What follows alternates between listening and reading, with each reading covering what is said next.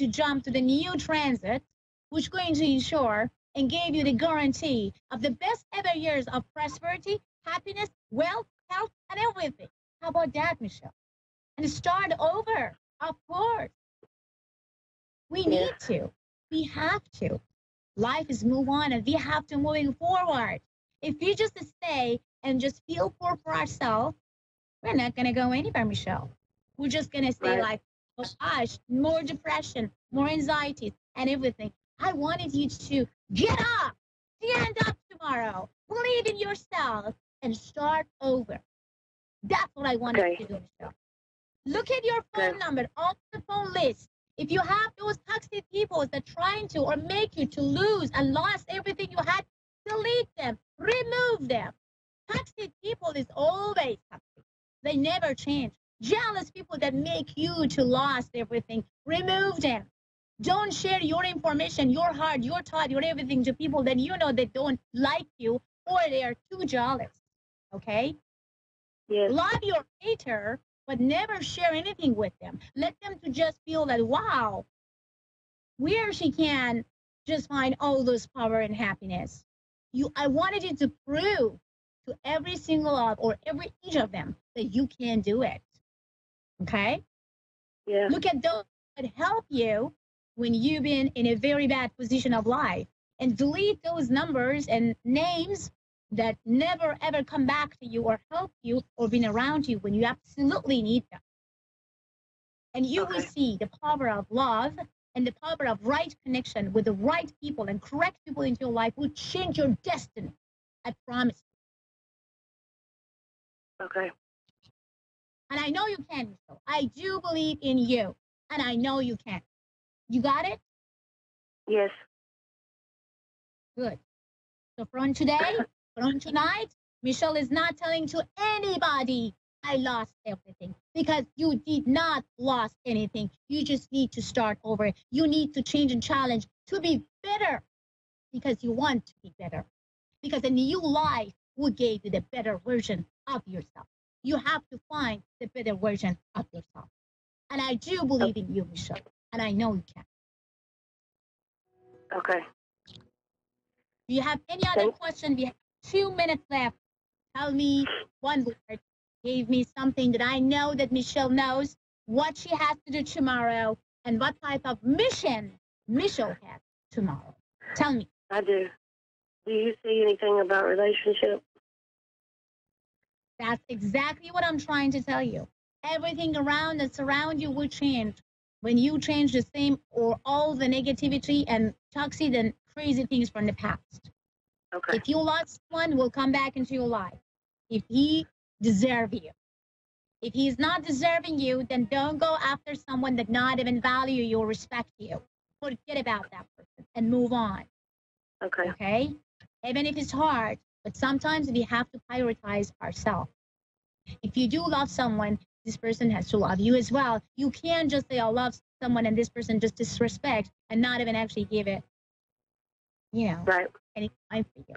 So that's what I wanted you to do. I have just 60 seconds, so I have to say goodbye. Michelle, thank you so much. For more information, you guys can go to avidadvice.com and persianmedium.com. And if you guys have any question, you guys can email to support@avidadvice.com. support@avidadvice.com. And you guys always can call and communicate with A1R Radio Network. Thank you and have a great one. Bye.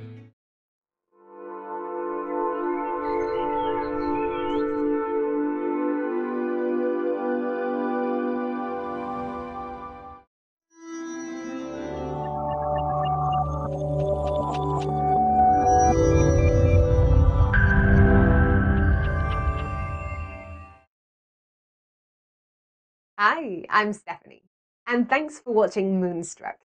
And now back to A1R on the air. Psychic Talk Radio now on Moonstruck TV. Enlightening television. Hi everybody, Tonya Reeves here, Australia's Psychic Cowgirl, coming to you from Australia. How's your evening, morning or afternoon going? Well, I take it.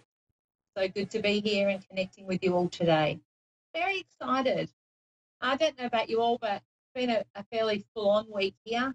energetically, things are just flowing along, and I found it to be a lot of things on the go. So usually when I feel that, it's a bit of a representation of the energy that's happening around. So I feel for a lot of us there is that feeling of things that are happening and starting to be put into place, and it's exciting. So it's like we're coming towards the middle of this it's a really busy year. You know, it's been crazy, the energy and the opportunities and things that have been happening around everyone. I know doing my readings, there's a lot of the energy so fast. A lot of people are freaking out at things that are coming up, as in opportunities or, you know, new relationships, and just a lot of new things happening around. So it's a little, you know, it's quite exciting. And for those that are in, you know, that moment of being ready and trusting in the universe, we've got some really cool stuff coming. So, you know, be prepared, hang on for the ride. It's pretty exciting.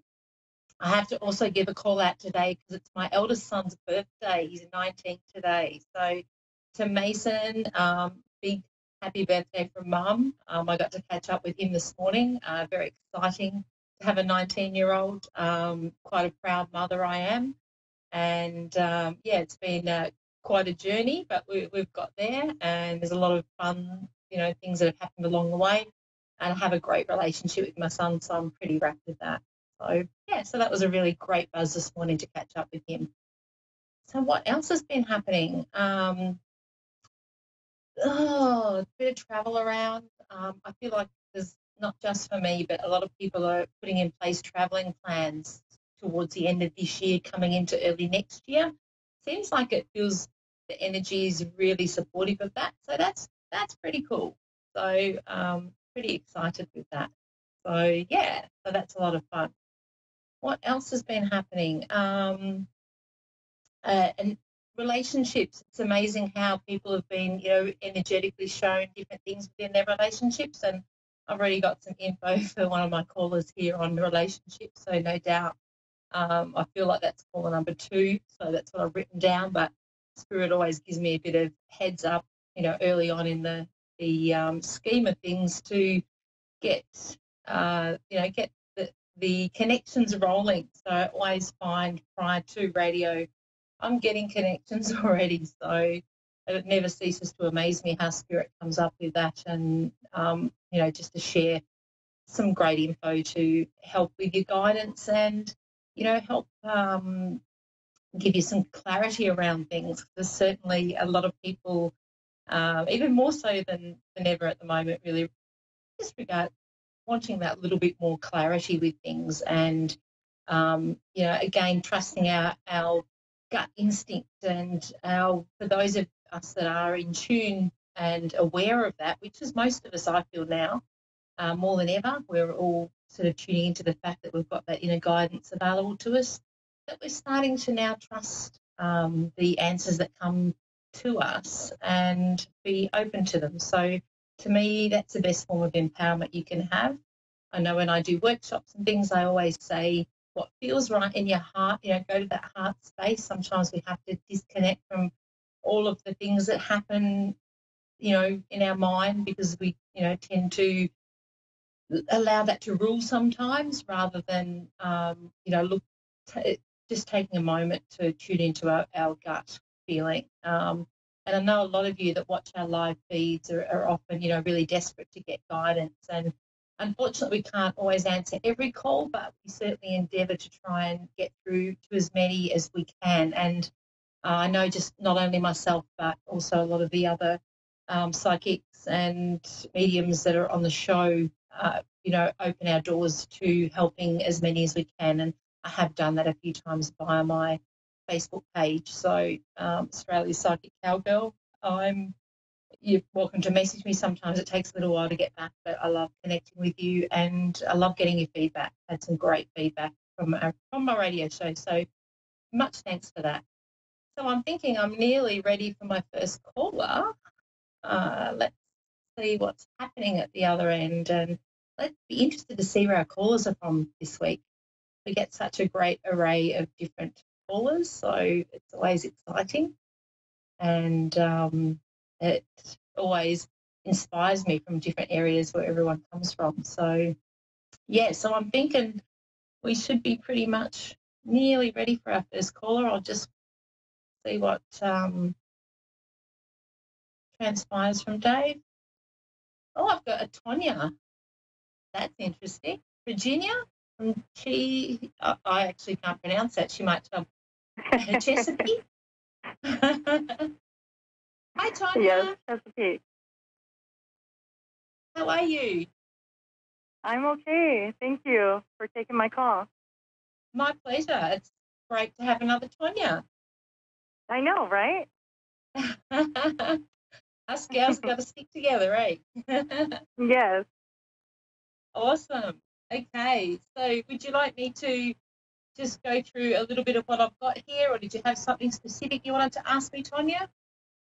Well, I'm kind of like feeling stagnant right now. Lost even. Yeah. Very depressed. Yep. And I feel like I'm like every time something goes right, like 10 things slam me in the face that, just pushes me back. Yeah. And it gets really frustrating when that happens. You kind of like, you feel like sort of calling out, give me a break. Yes. Well, prior to you coming on, I actually picked up around you that there was decisions around moving forward, and there was a few crossroads, and you were stuck on committing to one thing. So it's a little bit, it felt to me like you've got a few options there, but you're just not 100% on which one you want to actually commit to. And it's like energetically at the moment when you need a focus, but on one thing, not being scattered and having to stretch your energy to a lot of different things. Mm-hmm. And well, I graduated nursing school, and I took the NCLEX, but I failed it 3 times. So I moved out of Florida, and I moved to Virginia. So, yeah, just, trying to study hard. And I was going through a lot when I took the test, so I wasn't really studying. Like, I lost my dad. My mom had a heart attack. So it was like, I was busy nurturing and caring for my parents. So I couldn't really focus on me. Absolutely. And I get that you're a natural with it. Like, so it is definitely you're on the right path, and it is what you are destined to do. So thank you, Lord. I don't feel like it's not, that you need to change it up or anything. You're definitely on the right track. And it's interesting. I'll just, I don't know whether you guys can see, you might not be able to, but I actually got a father coming through for you, which I'd written down previous to coming on today, which is quite interesting. So, and you're saying your dad just passed, yeah? Yeah, my dad did. It's been a little bit over a year. Okay, yeah, great. Yeah. So usually when they come through prior to you coming on, that's excitement that, they're able to assist you at this time. And part of that depression and feeling a bit down is that it's hard to move forward from the grief of losing parents, and, they're your number one support, and those that, you can always turn to at times when you are feeling a bit stuck and down. And so, of course, that's totally understandable for you that, when you haven't got them around to be able to just pick up the phone or have the interaction. And the fact that, like you were saying, they've been such a big part of your life. I mean, that's a big chunk that's you've moved away from, that's, made massive change for you. I feel lonely. Yeah. But I want you to know, because it's like your dad stepping in. So I feel like your dad's a stronger personality compared to your mum, if that makes sense, because he's the one that's sort of coming through to say he's around you at the moment. Yes. Yeah. So it's like he wants you to know that and to know that he's there.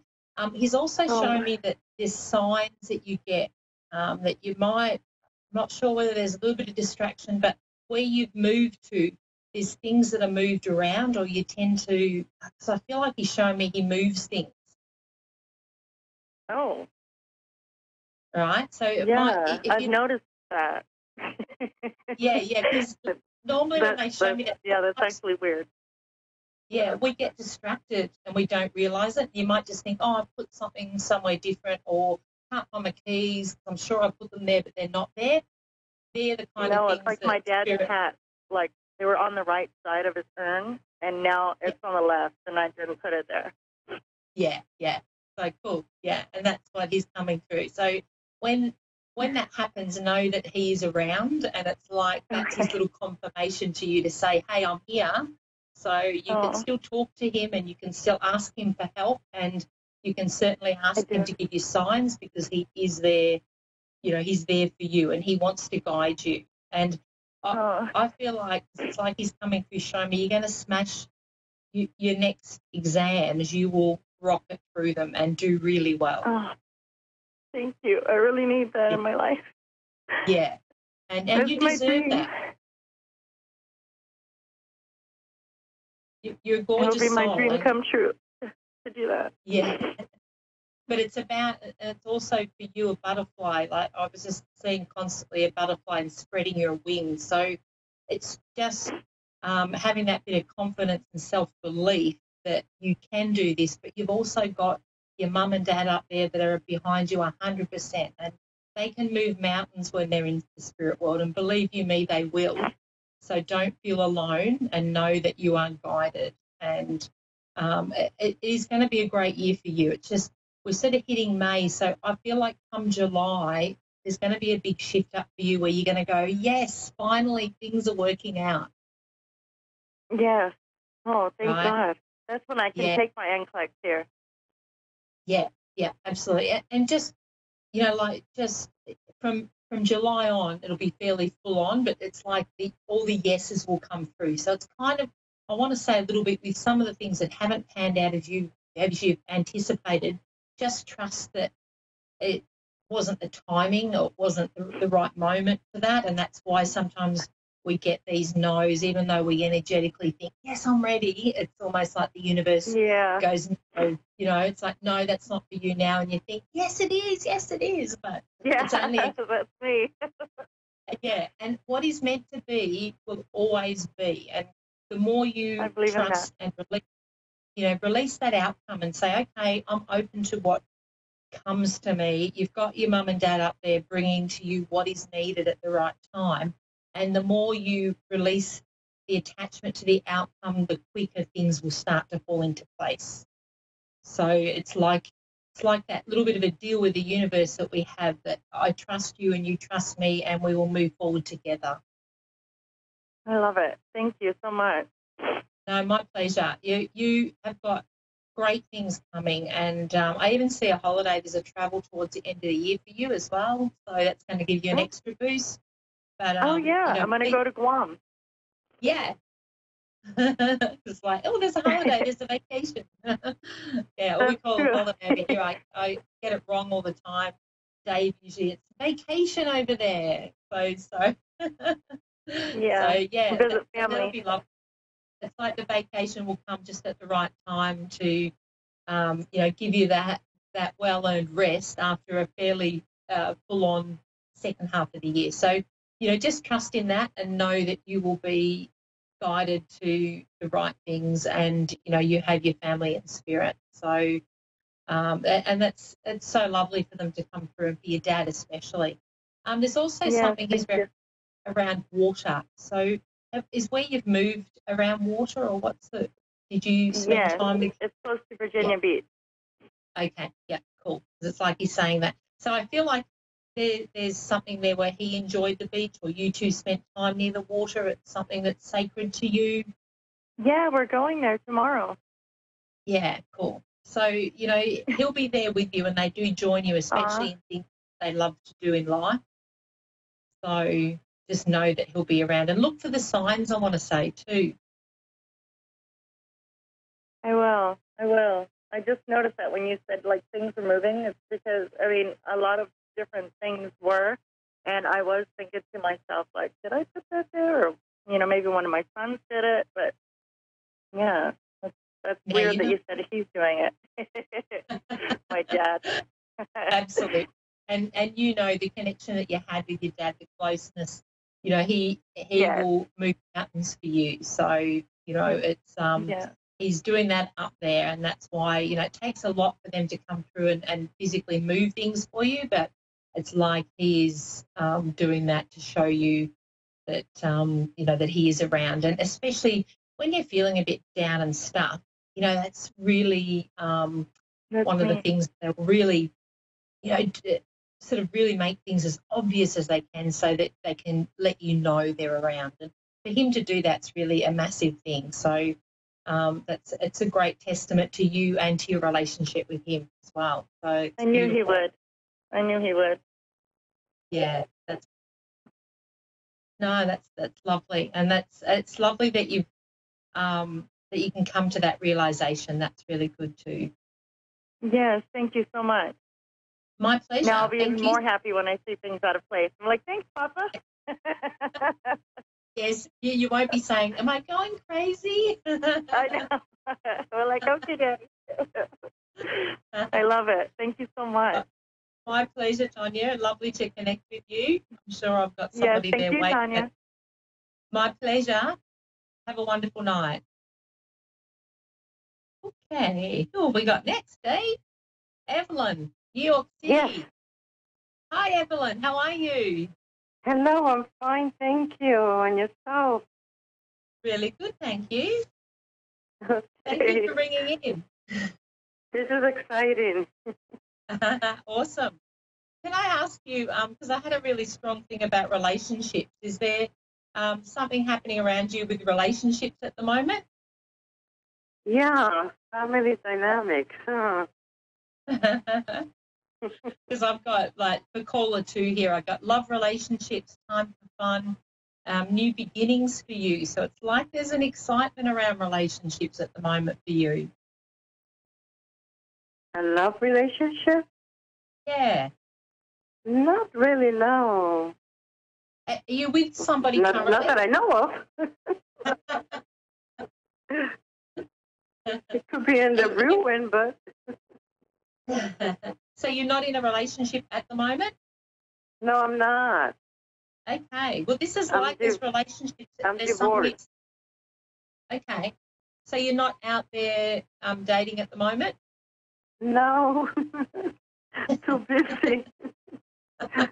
Well, it's like I'm getting through strongly that there's romantic relationships, like time for some fun and new beginnings. So if there's not somebody there already, there's somebody who's going to step in for you. Okay. That's interesting because, wow, just this morning I was remembering something that was said to me many, many years ago about being happy in a second relationship after, so many years of divorce. And just this morning I remembered that. And that now this is coming up. Thank you.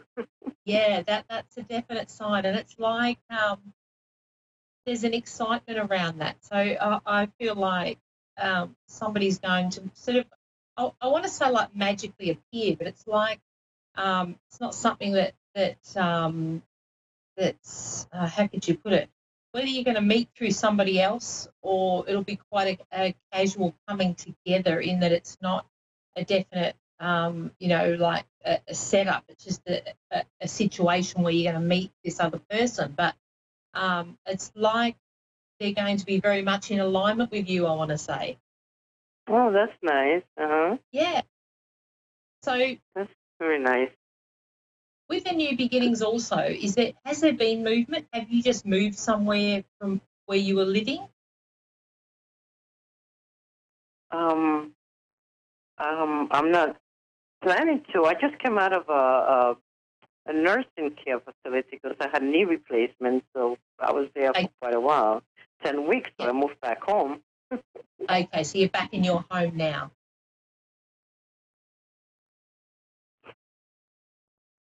Hello? Sorry. So you're back in your home now. Yeah, I'm back home. Uh-huh. Okay, interesting. Now, can I ask you about your mum? My mom? Yeah. My mom passed. She passed, about 9 years ago or so. Yeah. Because I've got a mother. A little longer, actually, 11 years ago. Yeah. Okay. Can I ask also, are you a lot like your mum? Because this lady coming through, it's like she's showing me very similar. to you? Yeah, we were very close, yes. Yeah, yeah. She's saying you're very much like her, big heart. You're very trusting and you've got a big heart, and she was the same. I'm sorry? She's showing me that she had a big heart, and you do as well. It's like you're very giving and you are all looking out for others, and she was a bit the same, I have to say. Yeah, she was like that, definitely. Yeah. Yes. And I feel like with the message that she's coming through with is to say it's now time for you to look for, it's almost like rather than spending your time with everybody else, time to look after Evelyn and time to nurture yourself to sort of bring to you the life that you deserve, because it's like you've spent all these years helping others, you've done the right thing by people, you know, you're always honouring things. I feel like, you know, I'd want you as my friend because you stick up for everybody and, you know, you're somebody that people like to be around, I have to say.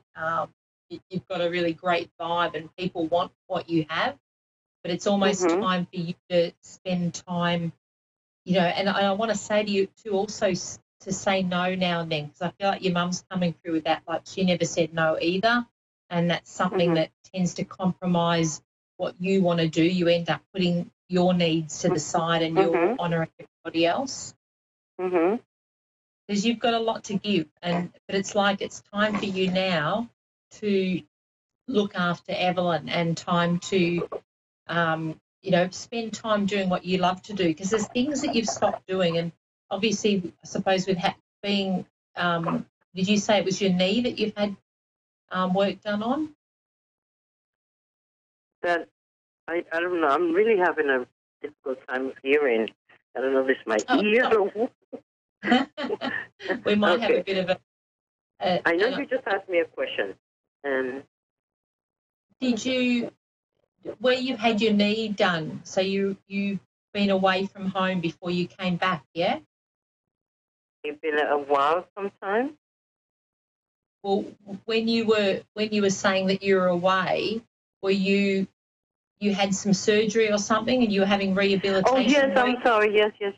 I had knee replacement. Yeah. And I was at a rehab for therapy for about 9 weeks, 10 weeks, yes. I'm sorry. No, that's okay. Sometimes the line gets a bit funny. That's normal. No, it might be my ear. I don't know. Let me try the other ear. It might be your mum coming through and, you know, creating a bit of static. Sometimes Spirit like to do that just to join in on the conversation as well. And let you know they're around. I switched the ears and actually I can hear a little bit better. I think I need an ear doctor. So this is good. Cool. Yeah, I had a knee replacement. Wow, so that's pretty massive. Yeah. And I need to have the other one done too. Pretty soon. Oh, wow. Yeah, they only do one at a time, don't they? To let the other one. Yes. Yeah. Otherwise, you could be stuck, wouldn't you, without you know, being able to get around. Yeah. But what the message that was coming through from Mom is definitely very true. I can appreciate what you're telling me because it is true. Unfortunately, I don't know how to do any better. I don't know how to do. You just Evelyn, you know. But I definitely will try and work on that. It's about doing, you know, like you can start off with small things, you know, like just doing. And I feel like there's some things you've given away that you used to do that you really enjoy spending time doing. Yeah, I used to meditate and read a lot and just, you know, do a lot of things like that. And I'm not looking into the growth of my spirituality. Yeah, exactly, because you're quite intuitive and it's like, the more in tune you are, the better your healing for your knee and moving forward, the more all of that will flow on. And I see that flowing on anyway, but if you can dedicate that time Sometimes when we get so caught up, if you have a reminder, like I'll put a reminder on my phone at the same time every day to say, right, and for you it can be meditate and allow an hour a day to read a book. Mm-hmm. And I would love to see you reading some books where you're empowering yourself. Mm-hmm. I love Louise. I always say her books are amazing. You can heal your life. The Power is Within You is another great one of hers. Mm-hmm. And they're just really good reminders of bringing us back to honouring ourselves, because if we're not right, we can't be helping others. And it's really important that we nurture ourselves first, and then family and everyone else, feeds off us feeling good. So it's a little bit like your knees are happening to pull you up. This is to stop you and to have these realizations. And the more you honour time for yourself, the quicker you'll heal, be back on your feet again, and be able to go in the direction that you want to go in, because there's some things you still haven't ticked off your list yet too, I want to say. Really? Yeah. I just retired. I know, but make a list. Just make a list and honour those, because, it's your time in the house now. It's your time you're getting your knees done. It's enabling you to move forward. So please honour that. Okay, I have to go. I'm getting wound down, but thank you so much, Evelyn. I appreciate connecting with you today. Blessings to you. Take care, lovely.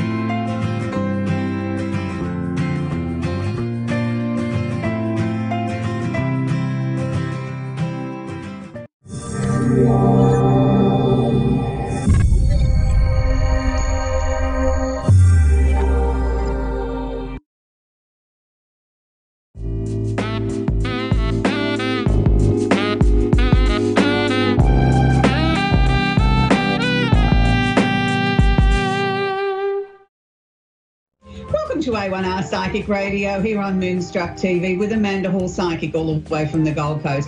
For those of you that don't know me by now, I've been with the network a bit over 12 months now. I've been inducted into the Psychic Hall of Fame here in Australia and voted for the 4th year in a row by the public as Australian Psychic of the Year. So thank you to everybody that voted for me here in Oz. So each week we have a little formula that we follow on the show. We have our Simply Tarot card of the week, our candle of the week. We feature a little mini astrology lesson. We have a glimpse around the universe, and then we take a couple of callers from all around the world. So let's kick the show off this week with the Simply Tarot card of the week. Now, these are a set of tarot cards that I designed all the way back in 2004, 2005 with an Australian publisher here in Australia called Hinkler Books, and they did go worldwide. We went to the bestsellers list immediately, and we've had tremendous success with them, and they're still my favourite. They're still my baby, even though we've introduced other lines since then. This is my favourite set of tarot cards based on the Rider-Waite set. Now, this week we've got an ambiguous card. We've got the Death card. Now, everybody shudders when they see this and they think, oh dear, impending death of person, something I'm not going to like. It's actually the very opposite. It never ever represents a death of a person. It means the ending of a situation. It's the Death card, which is death representing endings, new beginnings and opportunities. So I look at this card in a very, very positive light. When I see this, I think, hallelujah, we're going to have an end to anything that's been bothering me, troubling me, or has taken a long time to bring to a conclusion. It's finally, we can slam the door shut on it. We can open up new possibilities, new opportunities, and start afresh.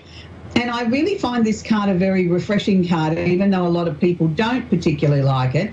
It is one of my favourite cards for that reason. So those of you that aren't familiar with the Simply Tarot card, what we did was we took the Rider-Waite deck, which is the most popular deck in the world, and brought it into the 21st century using real-life people, photographic shots, lots of scenery from here in Australia. And we tried to recreate as best as we could the original teachings and imagery of the Rider-Waite deck and from Pamela Coleman Smith's drawings. And she only died in the middle of last century, and she really didn't get a lot of recognition for her work. So I hope that her work will live on through what we tried to endeavour to recreate the Rider-Waite deck and bring the magic and the allure of the tarot with it. Now, you'll find on the bottom of the cards they all have a basic meaning that helps you understand and learn more quickly. So we're going to keep the show moving along at a fairly hurtling pace so we can fit in our couple of callers. So this week I've actually chosen to work with the Earth sign candle. Now, the reason why I've chosen the Earth sign candle is because we're in the Taurus energy. Isn't that funny? With all those darling little Taurians out there, happy birthday. So if you were to burn an Earth sign candle and you're not an Earth sign, what could we expect from that? Well, what we would be expecting is to bring stability into our lives, to bring some grounding, possibly some more money, but to also just sort of slow things down just marginally in our lives, sort of take a deep breath and sort of exhale and sort of look around and take a little bit of stock of what is actually going on in our lives. So for those of you that may not be Tauruses, and you might be another star sign and you're saying, this week I've been feeling a bit flat, I've been feeling a bit tired, I don't know where my energy's gone. It sometimes happens when the energy does move well and truly into the Taurian energy. We're sort of right in the middle of the cycle, but we quite often, we exhale and we go, it's nice to stand still for a moment. It's nice to just gather my thoughts. So this is the extra large candle. You get somewhere between 60 to 100 hours out of burning time with that. Always make sure that you place something underneath your candle before you pop it on the furniture and burn it. Recommended burning time is about 15 minutes to 2 hours per day. Always write on your list what you're trying to change or what you want to bring into your life. So if we were working with an Earth sign candle, obviously we would be promoting good health. We would also be promoting some stability in our lives and potential extra income. So anything that relates to anything earthy, practical, anything that you might be plodding along at, things that you're working slowly towards, long-range goals are good to put under this candle. Not so much for the faster-moving ones, but the more middle to long-range ones is what we burn with an Earth sign candle. For those of you that might have a limited space, we also have our travel pack. This week I've chosen, obviously, the 3 Earth sign candles, but you can choose any 3 from our extensive range of 28. These ones burn approximately up to 15 hours. Now, bearing in mind they are all in glass containers, it's the glass itself that gets hot, not the actual soy wax. And we do use lead-free wicks and the best soy wax in the world that we can find to this point. So moving right along, now our little glimpse around the universe. Now, we've spoken about these 2 configurations in recent programs, but they're still having a major bearing on our lives for each and every one of us, and this is why I'm going to bring them up again today. So we have Mercury, the planet of communication, is holding hands with the planet Uranus, which is the unusual and unexpected in Aries. Now, what is this asking us to do? When we say a planet is conjunct or holding hands, it means they're sitting side by side within a degree of 7 degrees. So it means that they really are in each other's pockets. So Mercury, the planet of communication, conjunct with Uranus in Aries, is asking us to have some breakthrough moments. It's asking us to sort of really listen to what our thought patterns are telling us. Don't dismiss something because it seems wacky or way out, different or unusual, or it might seem that we're being too selfish or too self-centered. Why is it only going to affect me? Why am I only getting this thought bubble for me? What about everybody else in the family or everyone else I work with? It's a time when we have to take it back to self first. You have to almost be the leader in this situation. So don't dismiss anything. Have a pad and pen if you're old-fashioned like me, or have your mobile phone and put it into your voice recording files or something like that. But make sure you get these ideas down so that you can go back and formulate the plan a little bit later on. These may never, ever happen again. So that's what I'm saying. They'll come, they'll go. They'll come, they'll go. They'll come, they'll go. So we need to capitalise on that. So changing tack a little bit, we're going to be looking at Pluto conjunct or holding hands again with Mars in Capricorn. Now, Pluto is the planet of transformation. Pluto moves extremely slowly. takes anything from 12 to 48 years to go through a sign approximately. Maybe I'm exaggerating a little bit, but it seems like 48 years sometimes. But he does take over 200 years to go around the zodiac, so I'm probably not exaggerating. What he's asking us to do, because it's in Capricorn, is to really look at how we can sort of start to move some very long-range plans along. Pluto is the planet of transformation, of death, decay, regeneration, a little bit like the death card. But when we've got Mars here, Mars is the planet of action. But Mars is also the planet that governs things like armies, war, anything that's a military or an official sort of capacity where we can rally the troops. Now, that can go even extend to unions. So don't just think of Mars as being a military planet. Think of it as being the army of the people. So at the moment, he's asking us to look at a different way of rallying the troops and getting the army of the people to take their message to government, to big business, to the officialdom, and say, I am not happy. This is what I want to change. Do not sit back and be complacent. Now, for many nations around the world, you all have your own individual issues or your local issues that you might need to rally for. But just a couple that come off the top of my head. One would be gun laws in the USA. And I know there's fors and against, and I'm not going to sit in the middle of the argument and say what my personal views are.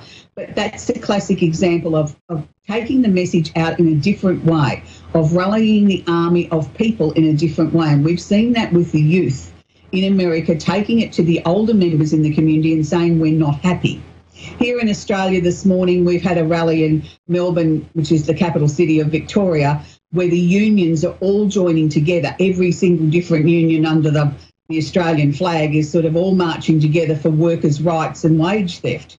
And it's something that this country hasn't seen in a very, very long time. And the way that they're marketing it or presenting it in a different way is, number one, they're all on the same team for a change instead of all fighting individually. But secondly, they're using the power of social media to get their message out.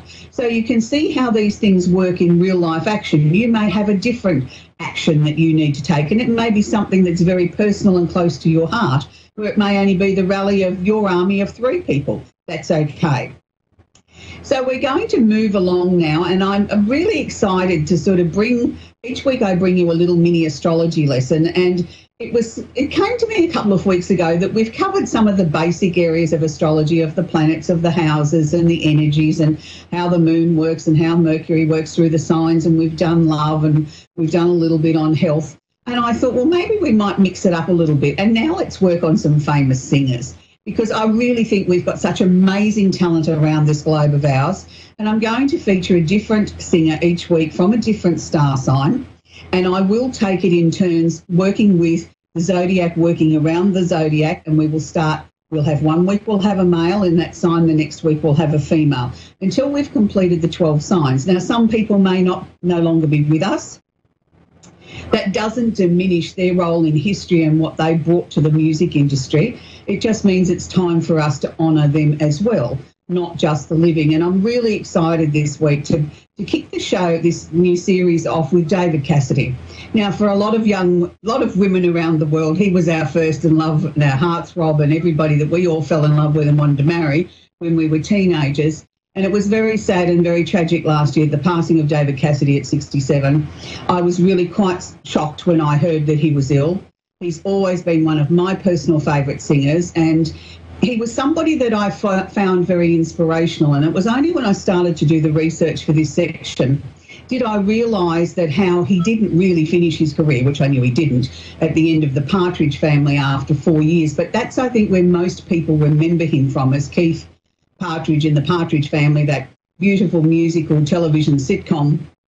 And that's where we all first saw him and all fell in love with him. So just to give you a little bit of background about David Cassidy, he is an Aries, or was an Aries. He is the epitome of an Aries, because here we've got a young man that, was thrust into the limelight at a very, very young age. His parents split up when he was very young. He came from a musical, theatrical sort of background, so he was destined to be on the stage, in my opinion. But the fact that he spent a lot of his childhood by himself, being isolated and blaming himself for the lack of his father in his life. a very Aries thing to do, because Aries is the sign of being the leader, of being someone sometimes that you have to do the journey by yourself, even from a very young age. Now, there's lots of schools of thought about that. Does it make you stronger? What doesn't hurt, what doesn't kill you makes you stronger, all those sort of things. But I think in some cases, I think it's very tragic, because you have a young man, David Cassidy, that spent all his life trying to get his father's attention. I mean, it wasn't his fault that his parents, divorced when he was very young and, lived on separate sides of the country, so there wasn't great access and all those sort of things that maybe would have been possible today. And he never felt a sense of belonging, which I think is very tragic. But also that never came across in his work or on screen. And when you look at someone like David Cassidy, who was only on the Partridge Family for 4 years, and during that 4 years he worked on the show during the day, he recorded songs for the show of a night after work, and then he spent from Friday afternoon till Sunday afternoon touring and promoting the music from the show. The poor man really never had a rest for 4 years. No wonder he said that when he left London, that was it. He was going to retire. He was going to have some downtime. He was absolutely, utterly exhausted. Plus, he was very concerned at the mass hysteria that was being caused by young women sort of throwing themselves at the stages. And one young woman did pass away from a heart attack from memory, not because of the crush, but it was at the event, and it was just a signal to him that this merry-go-round had to stop. So, yes, for a few years he disappeared out of the limelight, and then he came back many, many, many times to reinvent himself in many different ways, from the singer, the songwriter, the entertainer. He went to Broadway. He was an actual character actor. He was in television shows. There wasn't anything that this man couldn't do. And he did. He reinvented himself 4 times, a minimum of 4 times. He made a comeback in a different capacity. Not too many other entertainers can claim that. Now, some of the other interesting facts that I also learned was he was the biggest selling, or still is, the biggest selling artist in the world. He outsold Elvis Presley and the Beatles. Isn't that amazing, with his record sales? And to date, he still holds some of the biggest concerts, numbers of people that attended a concert in the world. And I'm not just talking about in the US or London. Even here in Australia at the Melbourne Cricket Ground, I believe he was at, he still holds the biggest capacity for anybody attending a single concert at any stage in our history. So I find that really quite exciting, to sort of be able to talk about somebody like that who had an amazing career.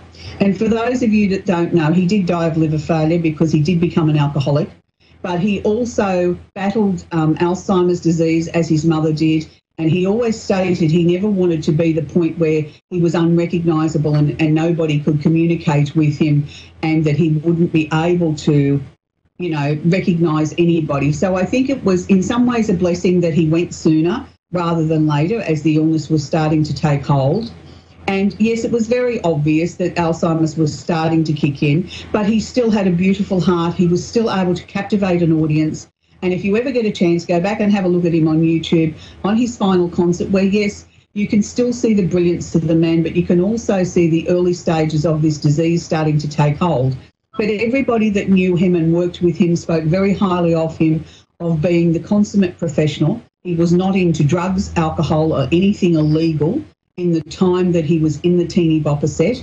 He didn't have time, as he says, to have even considered it, but it wasn't part of what he wanted to do anyway. He wanted to create and promote a wholesome outlook to the industry, that parents could accept that their daughters were screaming over, going to a rock concert with something that wasn't based on sex, drugs and rock and roll. And I think we should take our hat off and admire this man and his work and his legacy that he leaves behind. And he does leave behind 2 beautiful children, a daughter and a son. Unfortunately, he never spent a lot of time with his daughter. That's very personal, and I'm not going to go into that. He did spend a lot of time with his son growing up. And more that I researched, more and more I found that this man that we all loved and adored, named David Cassidy, all as he ever wanted was to be loved.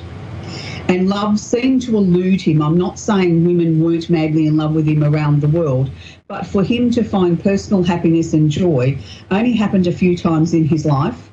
And I don't know that he ever really knew what it was truly was to be loved like the rest of us do.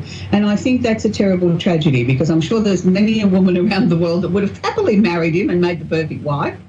But, you know, and also that he desperately wanted the recognition and the approval of his dad, which he never seemed to have. But he did go on to work with his stepbrothers, and they've done musicals, they've done Broadway, they've done films and things together. So there's a plethora of work out there. And I salute you, David Cassidy. We all love you. May you rest in peace. Now we're going to take our first caller, and it's Mary in Glendale, Arizona. Are you there, Mary? All right. Hi, Mary. How can I help you, sweetie? Do you see any, like, other half in my future or anything? I'm having trouble hearing you, sweetie. Can you speak a little bit clearer for me? Do you see a significant other in my future? Like a lover or anything? You want to know if there's a new lover coming into your life, is that correct? I know somebody. I just need to know. I would like to know if, you know, it's going to stick around or come back or... So was there somebody that from your past that you wanted to ask about whether they were coming back? Is that what you're trying to share with me? Yes. Okay. All right, let's tune into that. First things first, I don't believe that the person that you're wanting to come back into your life really feels the same way that you do. They believe that the relationship, the situation that you were both in is complete, that there's no need to revisit it. I'm not even going to say that they look at it fondly. They look at it and they say, well, that's done and dusted. It was a tumultuous situation. There was some great highs and there was also some very extreme lows, and they just sort of feel that they want to leave that as part of the past. I understand that you don't feel that it's part of the past, that you still feel that there's unfinished business there, and I can appreciate that, but that doesn't necessarily mean that we have to go back and finish it. Just because you feel that in your soul, that's your journey. It's not the other person's journey. They feel in their soul it's complete and there is no reason to revisit it. I feel that this is a past life connection where the two of you have done this journey before at least 3 times, and this is why you're still sort of hanging on to it, because what your soul's telling you is there's still unfinished business, but it may not necessarily be from this lifetime. It may be that there was unfinished business from the previous 3 lifetimes, which is what your soul remembers. So the only thing I can suggest to you, Mary, is maybe go back over it all in your mind, try and put it into little boxes, put it on a shelf and try and sort of almost sort of feel as if you can tick that one off the list. If you can tick that section of the relationship off the list, then maybe, just maybe, you'll find some peace and some closure with all this, because I truly do not believe they're coming back towards you and they have no inclination to. And I don't mean to be hurtful when I say this, but they don't even think about you anymore, haven't done for quite some time. So that to me clearly states that they've had closure, they've moved on and they're quite happy in their life. Having said that, I do believe that there is a new relationship coming towards you around late June, early July. I've got a tall, dark-headed person coming into your life, which there's lots of pink hearts around, so I'm assuming from that it's going to be a very positive relationship. And I just want you to just sort of clear the past situation as best you can and open yourself up ready for what is to come. So I hope that's been helpful for you, Mary. It has, thank you. Okay, lovely to speak with you. We're going to go to Crystal in Ottawa in Ontario, Canada. Are you there, Crystal? Hi, yes, I'm here. Hi, how can I help you tonight, Crystal? I was just wondering if there's any way that you could communicate with someone who passed over. There's never any guarantees with that, Crystal, in such a short space of time. What I like to do is get you to give me a direct question. If that particular person that you want to connect with wants to interrupt, they will, and give us a message. If they don't, it's sometimes, it's not something you can just dial up an automatic, connection to. They have to be receptive and ready the other side to come through. So do you have a direct question I can work with, please, sweetie?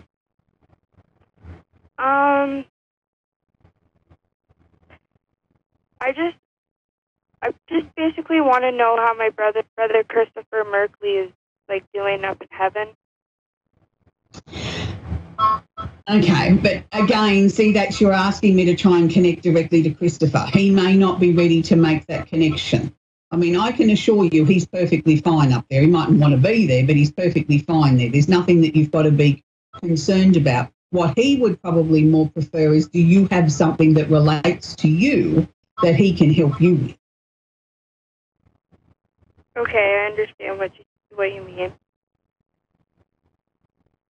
Because the first thing that I picked up around you, Crystal, was a lot of endings, a lot of changes, a lot of things that seem as if they've been going out of control. Is that how you're feeling in your life at the moment?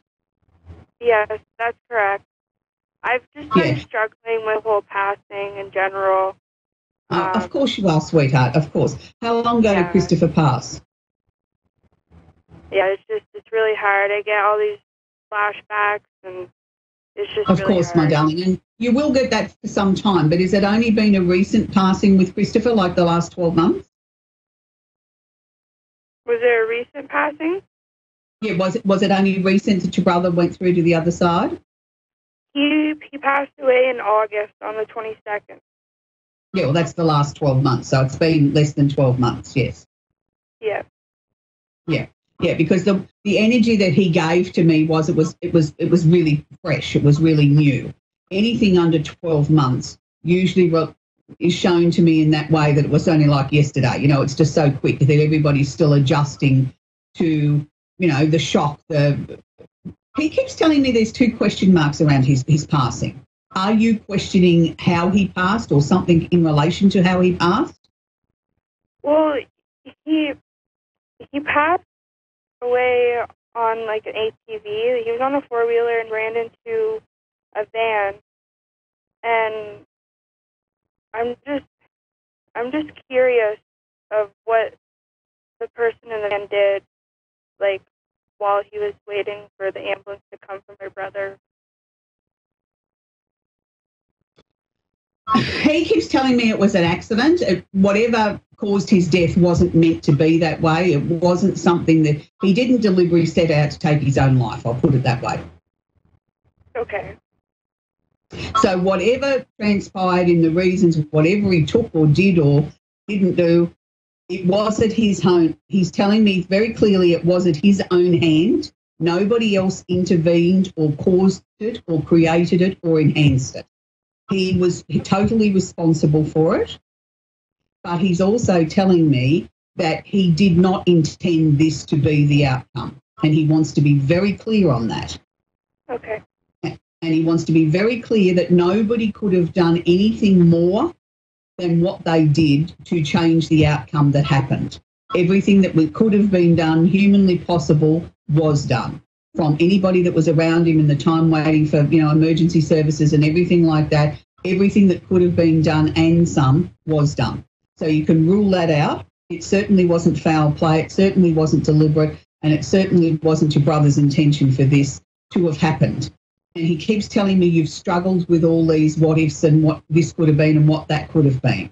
He wants you to now try and find a place that you can let that go, because that's really important to him, because he's suffering watching you suffer, if that makes any sense. Yeah. Look, he's always going to be around you. He's always going to be close to you. He always loves you. And you haven't got a baby daughter, have you? No, I don't, but he has 2 daughters. No, he's telling me you're going to get a baby daughter too. Okay. All right.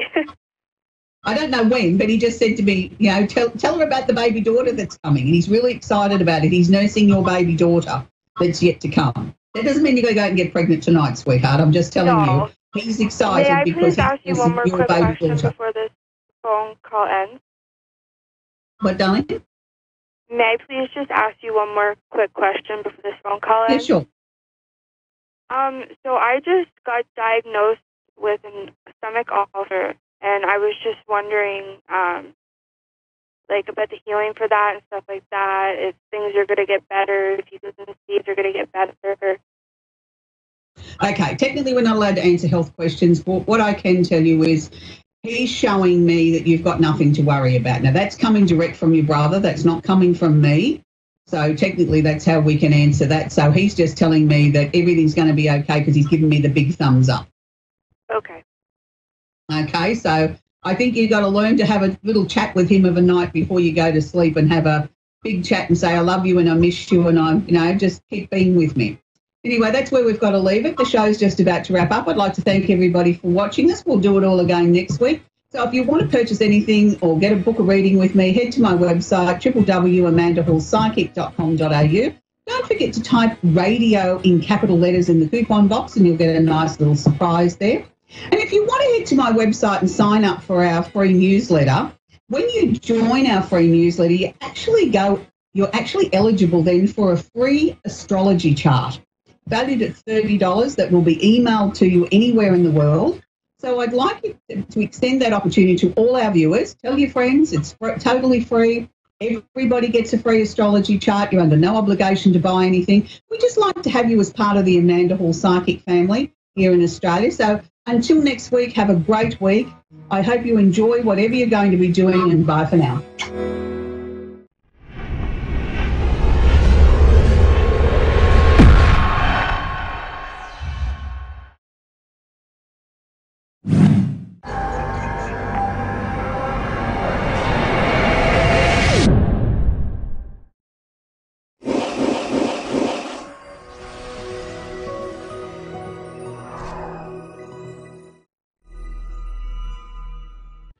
Hello everyone, I hope you've had a wonderful week this week, and I know there's a lot of stuff going on energetically, so a lot of people are going through a lot of things, and it's really part of the process. And we as light workers, any energy healers, anything like that, we're familiar with this, and so I am familiar with kind of what's going on and how to assist you.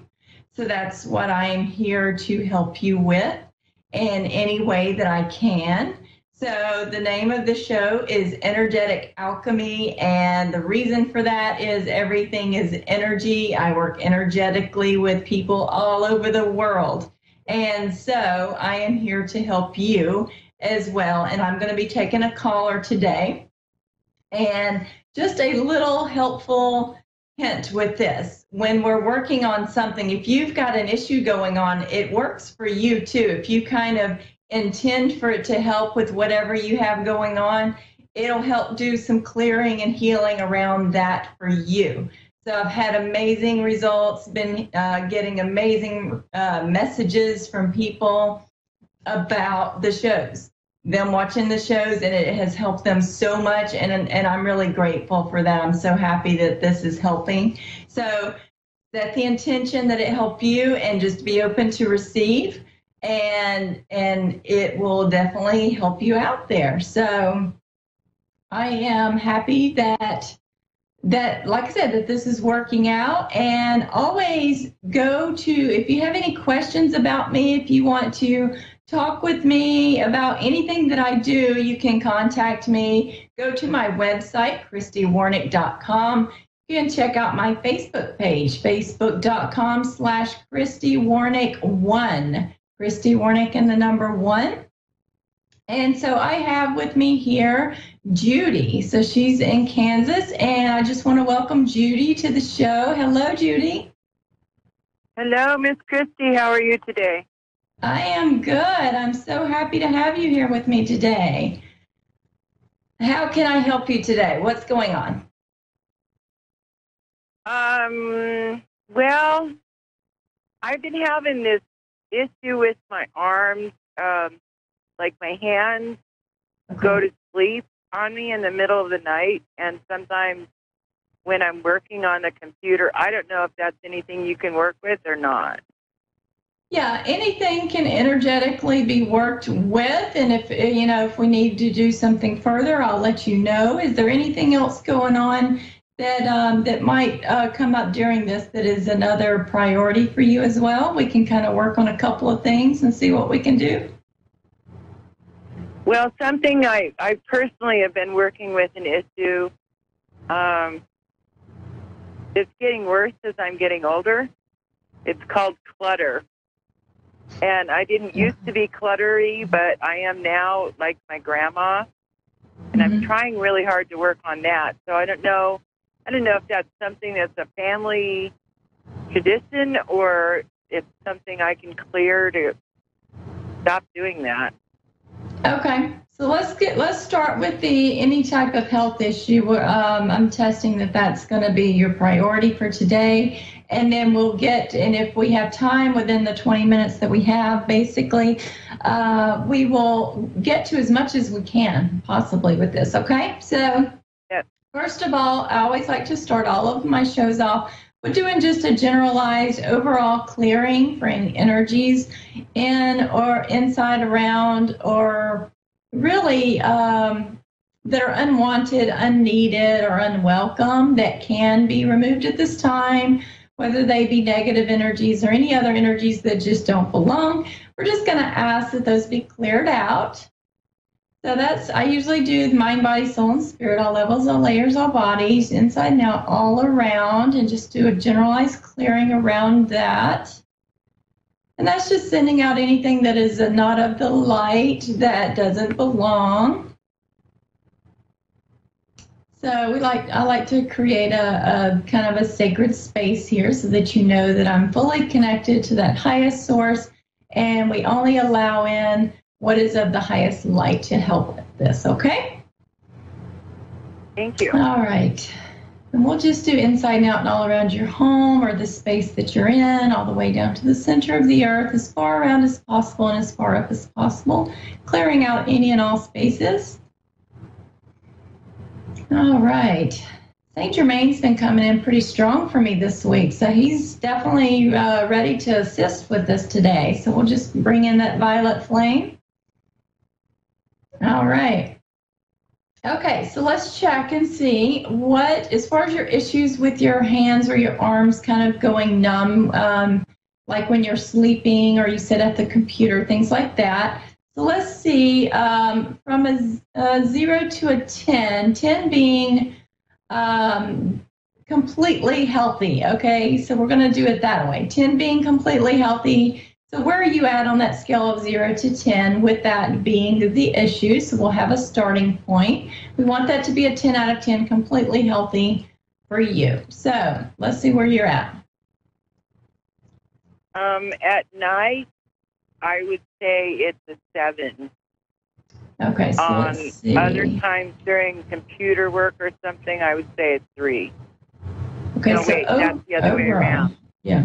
No, the other way around. A 3 during the night, because that's worse, and a 7 is just off and on the computer. Sorry, I got confused. Yeah. So yeah, we want it to be a 10 out of 10, completely healthy. Sometimes I do it the opposite way, but I don't know. I was just guided to do it that way today. So let's see. So you're at it overall, so that we have a starting point here. So 10 being completely healthy, you're at everything to do with that. You're at a 5, let's see, 6.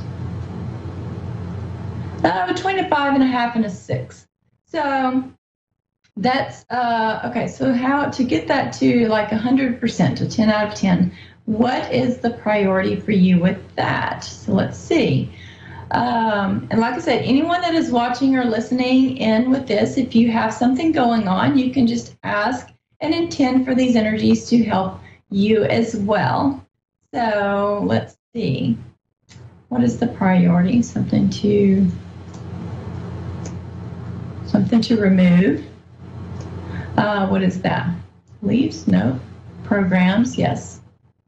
Emotions? Yes. Something else? No. Okay, so there are some subconscious programs and any other kind of programs? No. Subconscious programs and some emotions that are actually involved in that.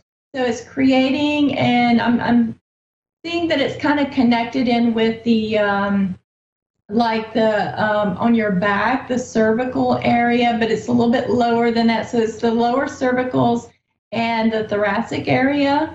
And I just want to go ahead and let everyone know I am not a medical doctor. I do not diagnose. I just happen to know some about the body because I've worked on myself for years and have healed so much. So that's just something that I've learned over years. So, all right. So I'm sensing that it's kind of going there. So there's like something a little bit energetic going on there. So that's what I look into is energetically.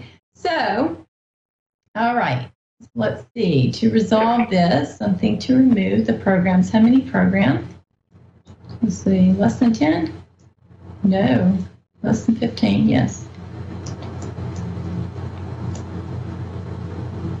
14 programs, and then there's some emotions. So let's see, are any of those programs serving you at this time? Gosh, that they are. No, they're not. Can they all be removed at this time without knowing what they are? Need to know how many? 2. Okay, so the others can be removed at this time. Is this true? Yes. Okay, so we're there's 8 of them. No, let's see.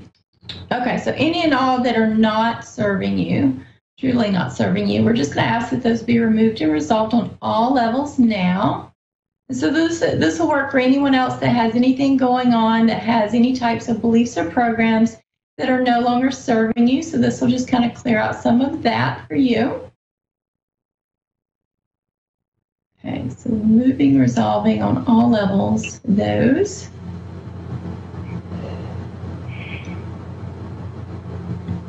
Now I just want to ask, if anyone is open to receive this, any and all beneficial frequencies or energies for speed healing, instant healing, miraculous healing, even divine healing, and any other, like I said, frequencies or codes or energies that are beneficial for you that can come in at this time. I'm just going to ask that those be downloaded, integrated, activated now. So it kind of can speed up the healing process and especially with energy healing. So we're just going to ask that those come in. Okay. All right. So let me clear out those, ask for those to be cleared out, those programs. And the 2 that we might need to know something about, let's ask, once these others are cleared out, do we truly need to know about those other 2? No, need to know about one of them.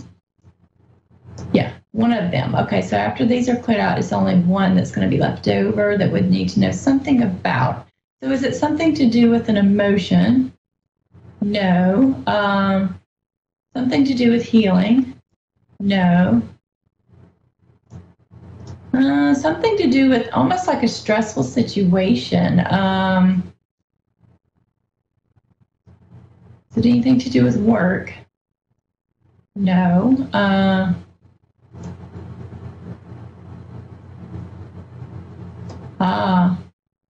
Something to do with like life being hard or work being harder or just things being harder than they really need to be or should be is kind of what I'm sensing with that. So I'm just going to ask that anything to do with having to or needing to work hard.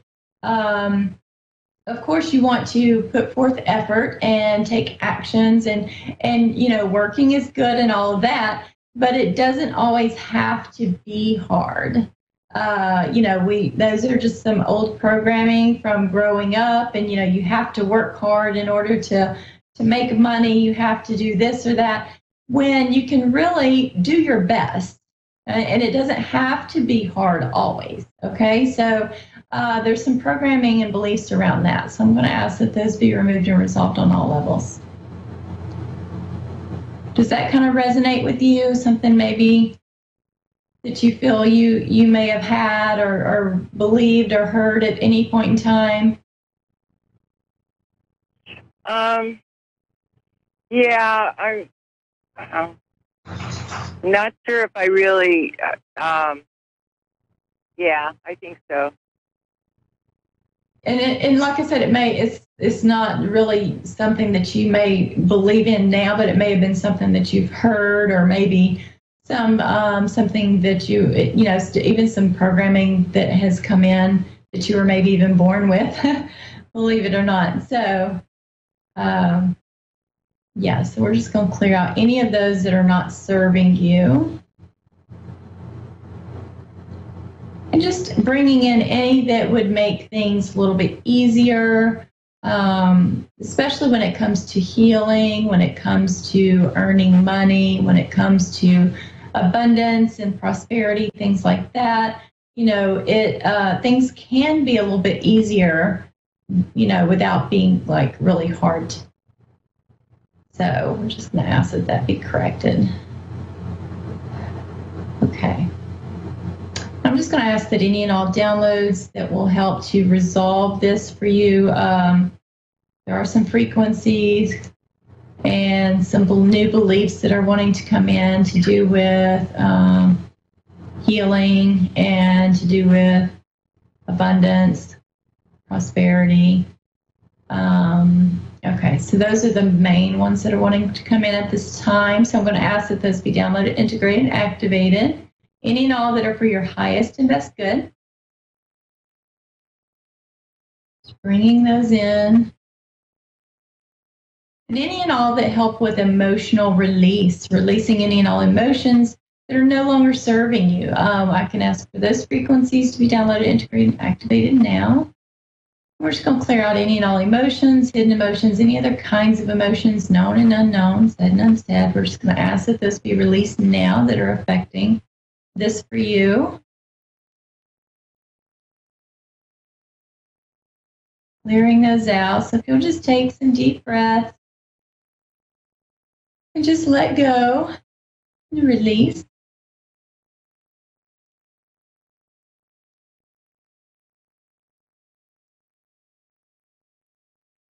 Okay.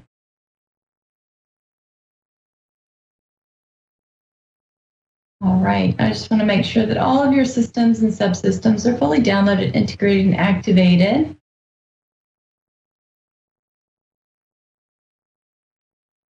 Okay, that they're all aligned, they're all balanced together.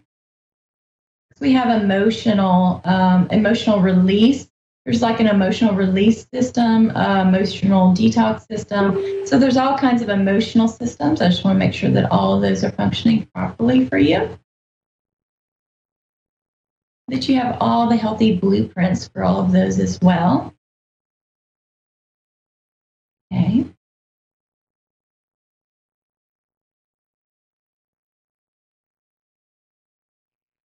Okay, so out of a 10, 10 being that completely healthy for you, where are we at now? I'm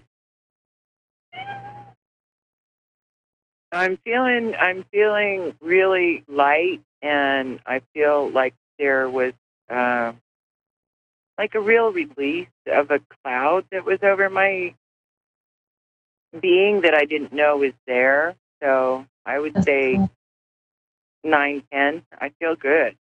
It's about a 9.4 now out of 10, 10 being the best. So I'm just going to ask, and I'm sensing that there's still some emotions being released now.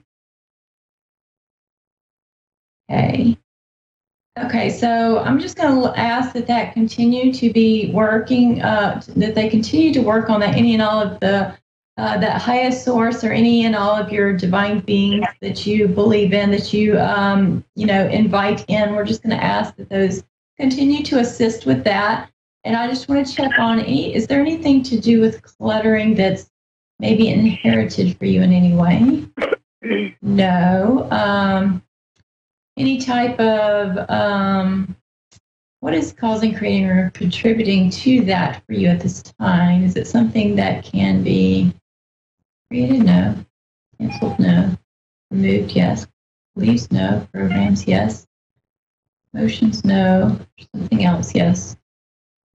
Thought patterns? Okay, so there you go. Something else?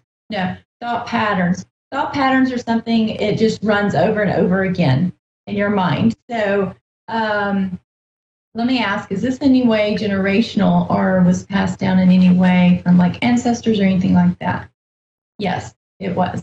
So you're kind of right on that as far as, you sense that it may have come from a family member or in their habits and things like that. So I'm just going to ask that be those to be removed, resolved, and healed completely. Any and all thought forms that are not serving you that can be removed and resolved and healed at this time that have anything to do with any of these things that you've mentioned tonight. We're just going to ask that those be taken care of now. Clearing that out quickly and effortlessly with ease and grace. Just take some breath and just let that go. We're just clearing. There's some emotions connected to that as well as far as the thought patterns themselves. We're just going to ask that those be cleared out, and we're just going to cut any and all cords, ties, tethers, hook, strings, or anything else like that that is in any way holding things in or holding on to energies that are no longer beneficial for you. We're going to ask that those be cleared out. All holes filled with love and light. Okay. I'm going to ask that any non-beneficial, non-productive habits or behaviors or anything like that, or really kind of those urges like to do with the clutter or anything like that, I'm just going to ask that those be canceled and removed now. And we're going to bring in productive. We're just going to ask that whatever is for your highest and best good as far as habits and things like that, that you have productive and beneficial ones, that those are downloaded, integrated, and activated energetically for you. So it might be more of the opposite of that. So you would want to, the healthy habit of, maybe cleaning or getting, being okay with letting go of the clutter and things like that. So we're just going to ask that any and all that are most beneficial to come in. Bring in those energies. Bring up any energies throughout your back. I'm just going to ask your hara line, which runs down the center of your body. I'm just going to make sure that energy is cleared and cleansed and flowing. Okay.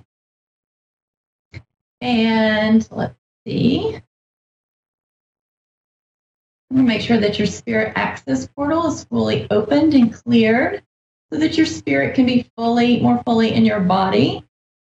And that'll actually help with some of any numbness and things, because your spirit will be more fully in your body. And so you will actually, it really assists with kind of clearing out the energies, but it assists with you being more present, more grounded, and also just that it feels safer and that it can fully be in your body, kind of more welcomed, I guess you would say. So we're just going to invite your spirit to be more fully in your body, all the way down to the tips of your fingers, tips of your toes, all the way fully in. I'm going to invite that in. Ask that you be connected, that you be aligned, that be aligned and balanced, mind, body, soul, and spirit in the highest and best way. Okay. So how are you doing now? When you said that, I got a feeling that, I don't know where this came from, but I get a feeling that maybe that was it. Maybe I was like trying to leave my body at night. Is that weird? Well, now, at night, the spirit does sometimes travel some along with your astral body, and that's okay. But during the day, you really want it to be fully in your body. But with your spirit access portal open, you can actually, invite your spirit and ask that it stay more in your body, even at night. And so that's something that you can kind of have that communication there. And really kind of talk to it and let it know that it's welcome even when you're sleeping, and ask and really call in any and all of your, like I said, your divine teams, whether it be your guides or your guardian angels or your higher self, to really to help to assist you at night when you're sleeping as well. You can do that. And so I just want to make sure that all of your guides and guardian angels and any and all light beings around you, I call them the divine teams, just going to make sure that they're all really, truly serving you in the highest and best way. Any that are not, we're just going to ask that we're just going to thank them, and we're going to ask that they move on, and we're going to invite in those that do help you and serve you in the highest and best way, that are fully aligned with that highest source, okay? That way you have that state, that feeling of being safe at night when you're sleeping, and you can fully be in your body when you're sleeping, if you choose to be.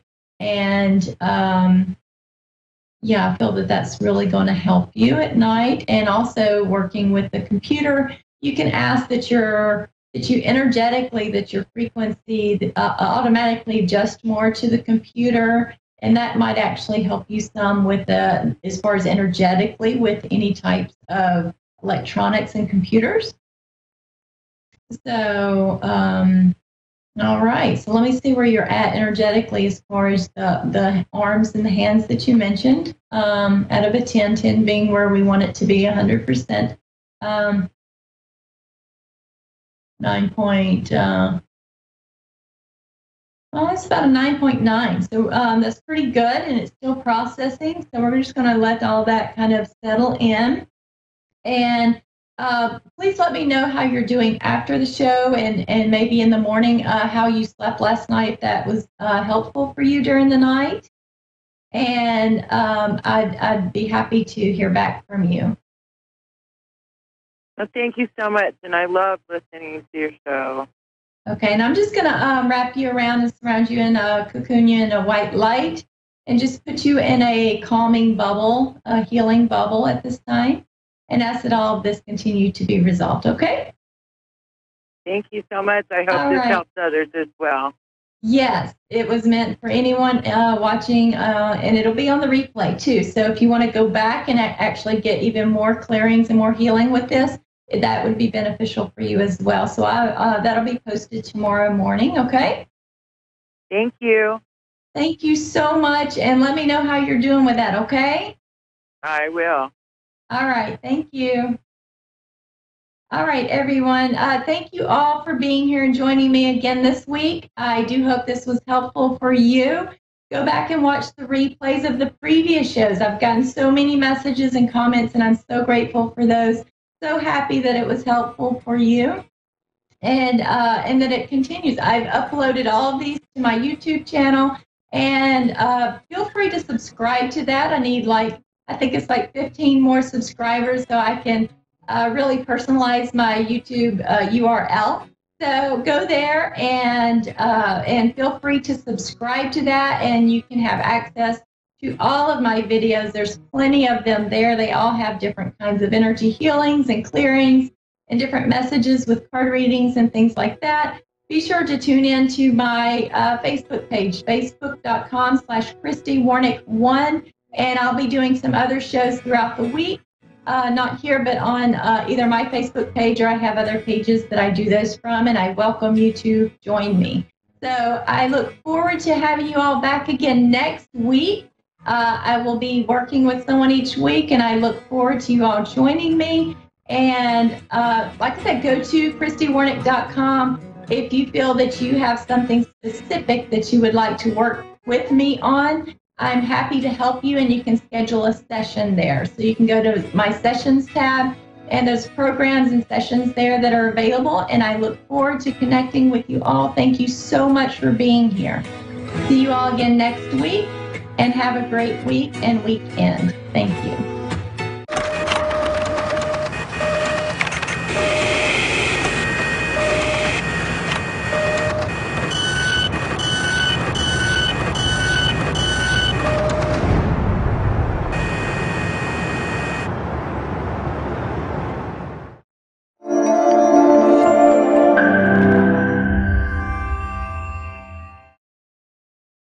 Hi, I'm Dean, and thanks for watching Moonstruck.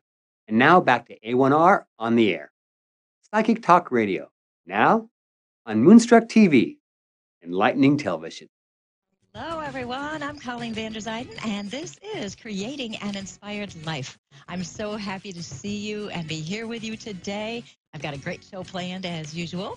I'm a medium as well as a spiritual life coach. And as you know, my passion is to help you create your most awesome, your most unique, inspired life. And I do love to do that. It is something I do every day, almost every minute. Now, on this show tonight, my coaching tip tonight is all about a strategy that you can use to help you when you are struggling with feeling hopeless. You might have some anxiety or something like this. You might be feeling stuck. We've all been there where we feel stuck. We feel stuck in worry. We feel stuck in a relationship that's not going anywhere. We might be stuck in a job that drains our energy and just leaves us feeling so depleted. We might be stuck looking for a job. We can't find a job, and no matter what we do, we can't find one, and it feels so hopeless to us. We could be stuck with an illness where we're just not seeing the improvements, and it's really affecting us and what we can do. And in that stuck state, in the hopelessness, we're waiting for something to change, anything to change. You can feel hopeless in one area of your life. You might have something there that's just affecting everything else, or you might be having one thing after another, like a tsunami of negative events that just knock you off your feet and drag you out to sea. You just come up for air, you catch a breath, and something else comes and knocks you down again.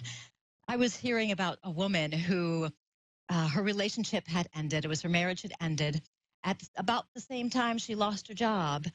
And then she had 3 or 4 family members die. And this was all in the space of just a few months. Any one of those things is catastrophic and can cause us to feel hopeless and helpless. But to put them all together, to have so many things happen at once, is mind-blowing and is very overwhelming. And there so many times, I know many of us have had periods like that, episodes like that, where it seems our challenges are just too much.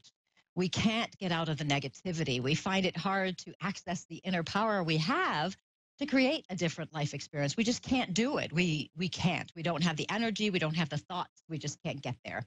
And that hopelessness can lead us down into this horrible spiral of negativity with these thoughts and words with which can make us feel paralyzed.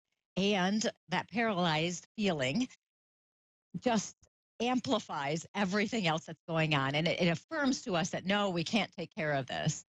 The other day, I woke up in a really negative state. I have a problem going on in my life, and I can't seem to let go of it, shift it just yet. I was stuck in it. And I could feel myself getting into that negative state of the repetitive thoughts and words and negativity. And it was starting to affect some other aspects of my life. And I started to think, well, nothing's ever going to change. And I thought, wow, I'm falling into a trap here. So, but you know me, being me, I've been working on myself for many years now, and I know that I'm the only one who can make a change, cause something to change in my life to make myself feel better. It's so easy for us, isn't it, to give up and say, no, why bother? It doesn't make a difference anyway. And we will stop because we're paralyzed is what's happening. And when we think that it doesn't make a difference anyway, we get stuck in our heads and it really can affect us negatively. But even in that negative state, yes, you can reclaim your power. I'm a big how-to person, as you know, and I want to know what I can do, what steps I can take to make changes. I think having action, physical action, is one of the best ways to shift us out of that negative state and into a more positive state. When we're feeling hopeless, the only things we're doing are thinking negative thoughts. That's all we're doing. We're just repeating how horrible our lives are. Life is treating us poorly, and we don't know what we want to do to create things. Now, when I'm talking about physical action, I'm not talking about exercise as much as we might think that's what I mean. Though exercise is great for shifting your energy. So that is something to do, even if you don't feel like it. Get out there and do it. But I'm talking about the physical action of writing, specific writing. There's a permanence when we write something down rather than just thinking it. If we want to create a change, We write something down and it sets the energy in motion. Many of us have a default setting that we believe anything we've read is true, which is so expressed with people reading what we call now fake news. You'll see something online and you read it and you think it's true and you don't check it first. So many of us will believe whatever we read is true. We can use that default setting to our advantage. And what I'm going to do is we are going to talk about just a few ideas, short little ideas that you can use to shift yourself out of your head and into a better state where you're not in the negativity. We're going to refocus your view from helpless and hopeless and shift it in the new direction of being positive, and we're going to access your inner powerful self. You can do this writing on scraps of paper or whatever you want to do, but I do recommend like a file or a notebook, a computer file or whatever, so that you can keep it close by. So you can access it with some regularity, because you're going to write some things down and you might want to add things as you go, as your day goes. So maybe stick something in your bag or whatever, or carry it on your phone, something like this. You're going to use this as a resource. You're not going to use it and just throw it away. You're going to use it and keep it as something that's going to help you.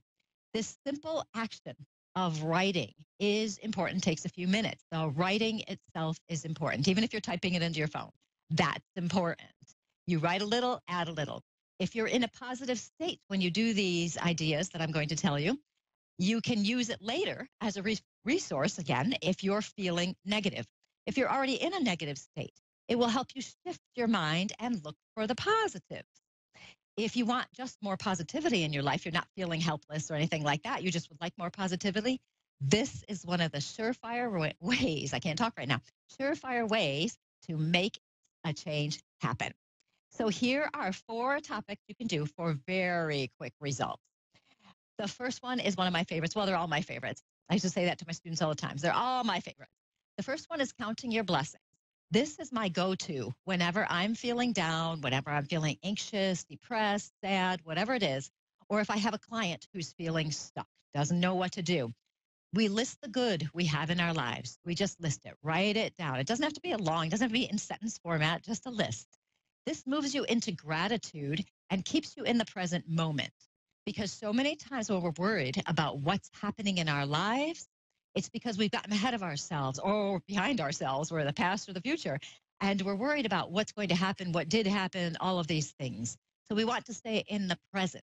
So we're counting the blessings of what we have in our lives right now. You might have close friends and family. You have a place to live. You have food. You have animals. You have a job, the ability to walk. Maybe you love your hair and you want to say, oh, yes, one of my blessings is my hair. Whatever your blessings are, and you want to write them down. So you count your blessings. Okay, the next one is similar themed with the gratitude, but this one is a daily gratitude where every day we check what's gone on in my day today that I'm grateful for. Doesn't have to be anything huge. It could be something as simple as the sun was shining. You were in the grocery store and somebody let you ahead of them in line, which was good because you were in a little bit of a rush. Your cat was snuggling with you or came to the door to greet you when you came home. It's not snowing. That's a good blessing if you ask me, and a good gratitude thing for my list. It was snowing here on Sunday, so I'm very happy it's not snowing today. So that's a great gratitude thing for me. We are looking for the simple, small things in life. Now, if you happen to have something really awesome happen during your day, of course, write it down. Definitely do. But it's in those small moments that we think are really insignificant that's where our contentment comes from in our lives. I love to look at flowers. That's a gratitude for me.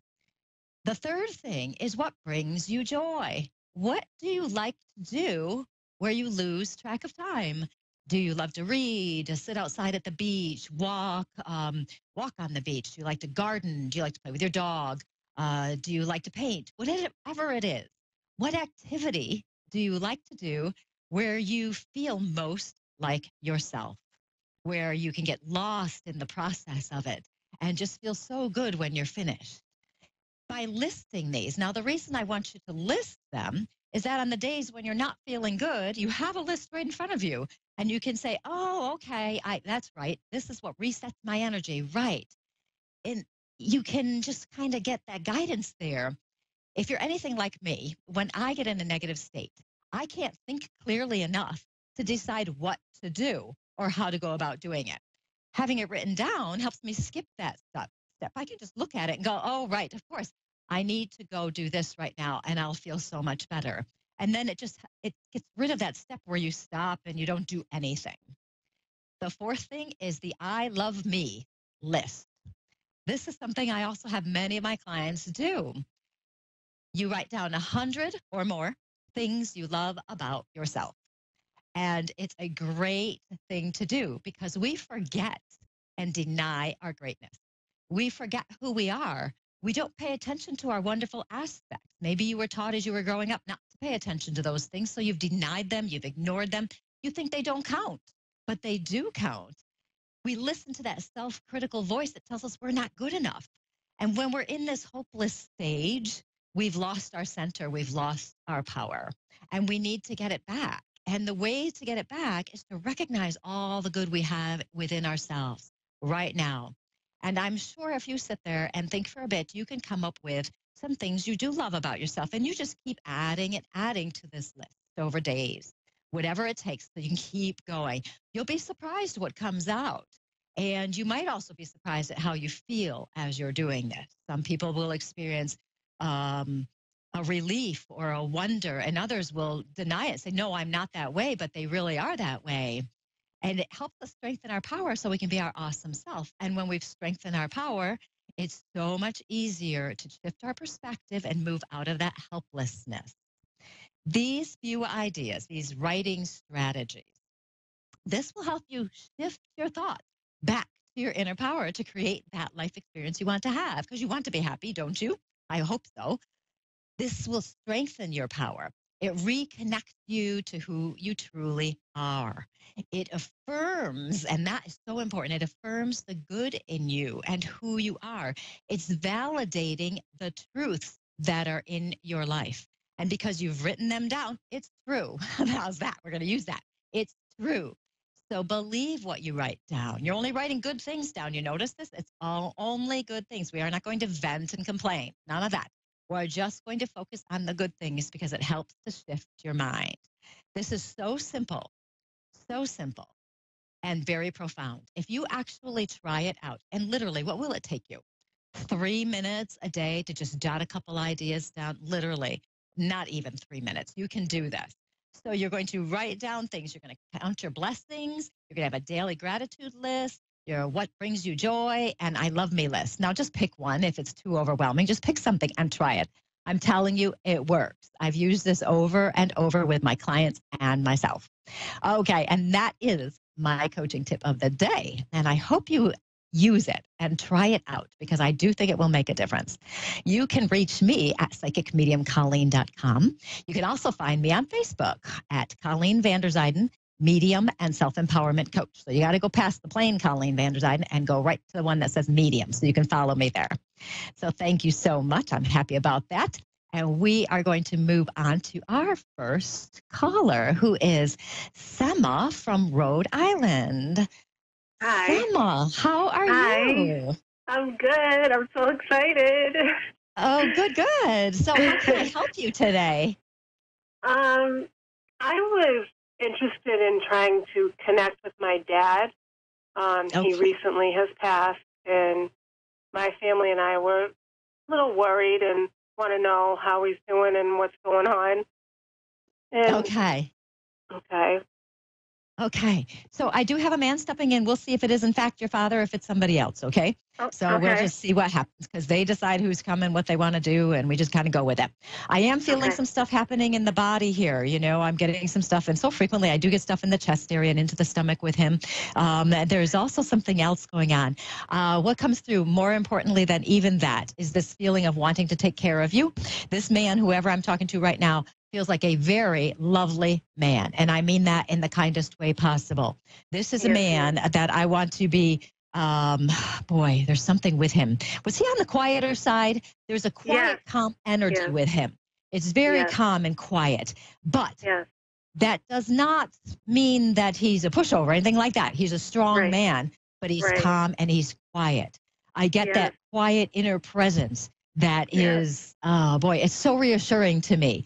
That feeling of, you know, you can always count on him. That feeling comes through. I do say this man, he is lovely. He is a lovely, lovely man. There's such the feeling of, okay, what is he talking about? We miss him. Oh, yeah. He's a family man, isn't he? Yes, he loves his family. And, this is interesting. He's still concerned about the family, and that's how he would have been here in the physical.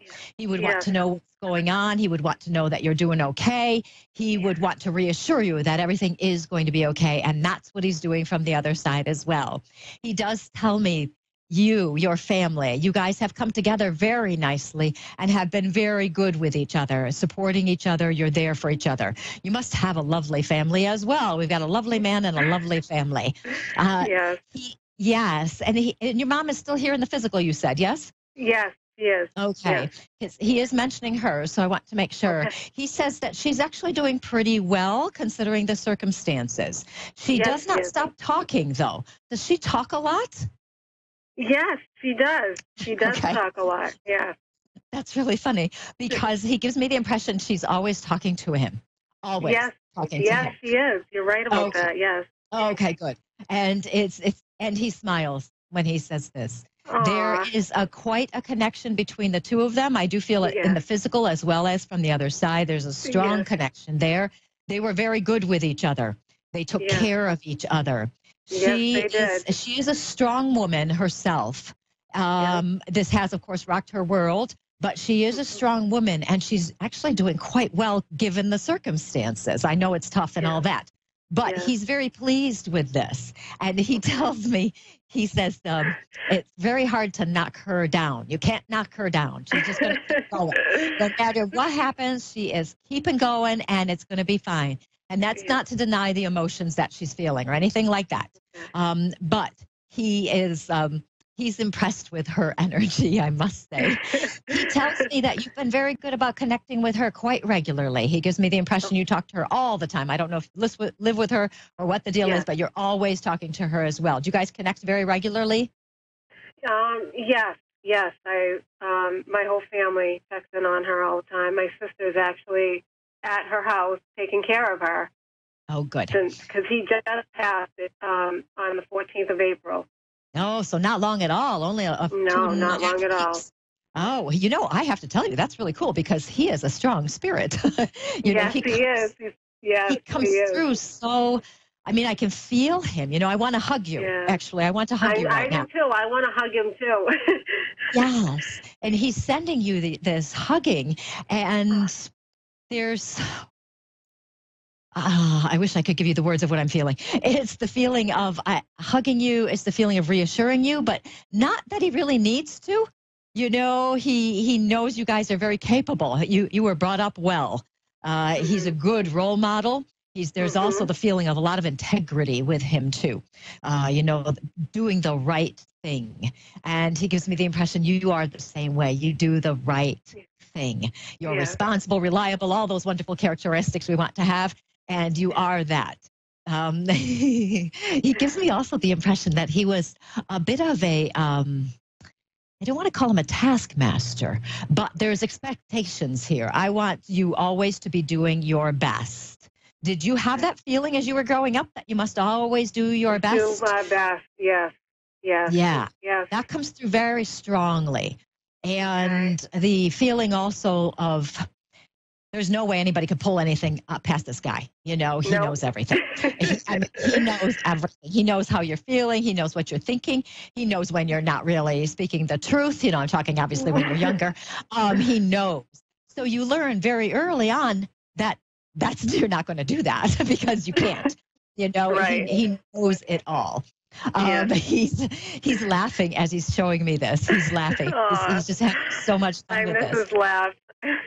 Oh, it's a nice laugh, and talk about such a positive energy. And he's talking about.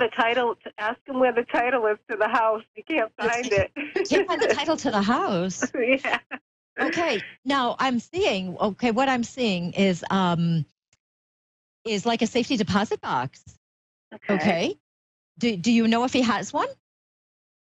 We did check it out, but there was nothing inside of it. I'm seeing a safety deposit box. So If it, I don't know if he has one someplace else. No, it's in a box. It's definitely in a box. It's in a metal box.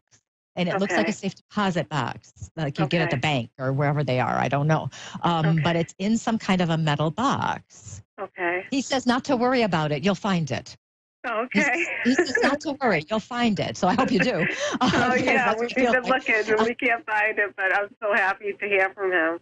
Yes. And he does send you so much love.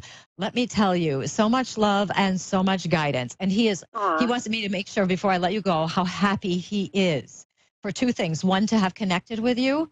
And two, also that he's in a really good place right now. And he is reconnected with his other family, his parents. He's reconnected with them as well. So he's very happy. So he does want to mention that. He does tell me he'll be talking to you again. Good. I'm so happy. Oh, that's so wonderful. What a lovely man. Well, thank you, Summer. That was so nice talking to you and your father. Yeah, listen to the recording again when it comes out, because you might hear more, because I did talk very fast. I know. Okay. Well, thank you so much for calling. You are welcome. Thank you so much. Say hello to your mom. Okay, all right, I will. Okay. All right, thanks. And that was Emma from Rhode Island. I just love when we have such a beautiful spirit come in like her father. What an awesome man. I can just feel that love coming through. I wish you all could feel what I feel. And we're going to move on to Judy from Limestone, New York. Hi, Judy. How are you? Good, thank you. How are you? Good. Is that near Rochester or Geneseo area? No, probably about 3 hours away from it. Okay, because I'm just trying to picture where that is. I know I've driven through it, so I'm trying to figure out where I am, but that's okay. I won't worry. So how can I help you tonight? Wondering if there's any messages for me and how my health is going to go and stuff like that. Okay. I've got a woman who's stepping in close to you right now. And as she's coming in, I'm feeling stuff in my jaw area. Okay. And when I get something in the jaw area, that can mean all sorts of things. Dentures, teeth issues, TMJ even. Actually, I'm wondering about that because there's a tenseness, and I'm not sure that's a word, in my jaw that's coming through. I feel like I'm gritting my teeth. Along with that, though, comes a little bit of gritting my teeth. Feeling like I'm not saying what I need to be saying, that I'm kind of stuck in there. She seems a little critical. Do you know who that might be? No. Good, because you don't want her related to you, I don't think. I don't know. But it's interesting because she comes through and I've got a lot of that grit in my teeth and like a tension. And there's a bit of, what do I want to call this? This. I don't know if you're watching. I'm hitting my hand on the other one, like, get to it. You got to do this. You got to do this right now. You got to do that. There's a sense of urgency with her. That's interesting. Since you mentioned health, let's see where she's heading with this. We won't worry about who she is now. Maybe it'll come to you later.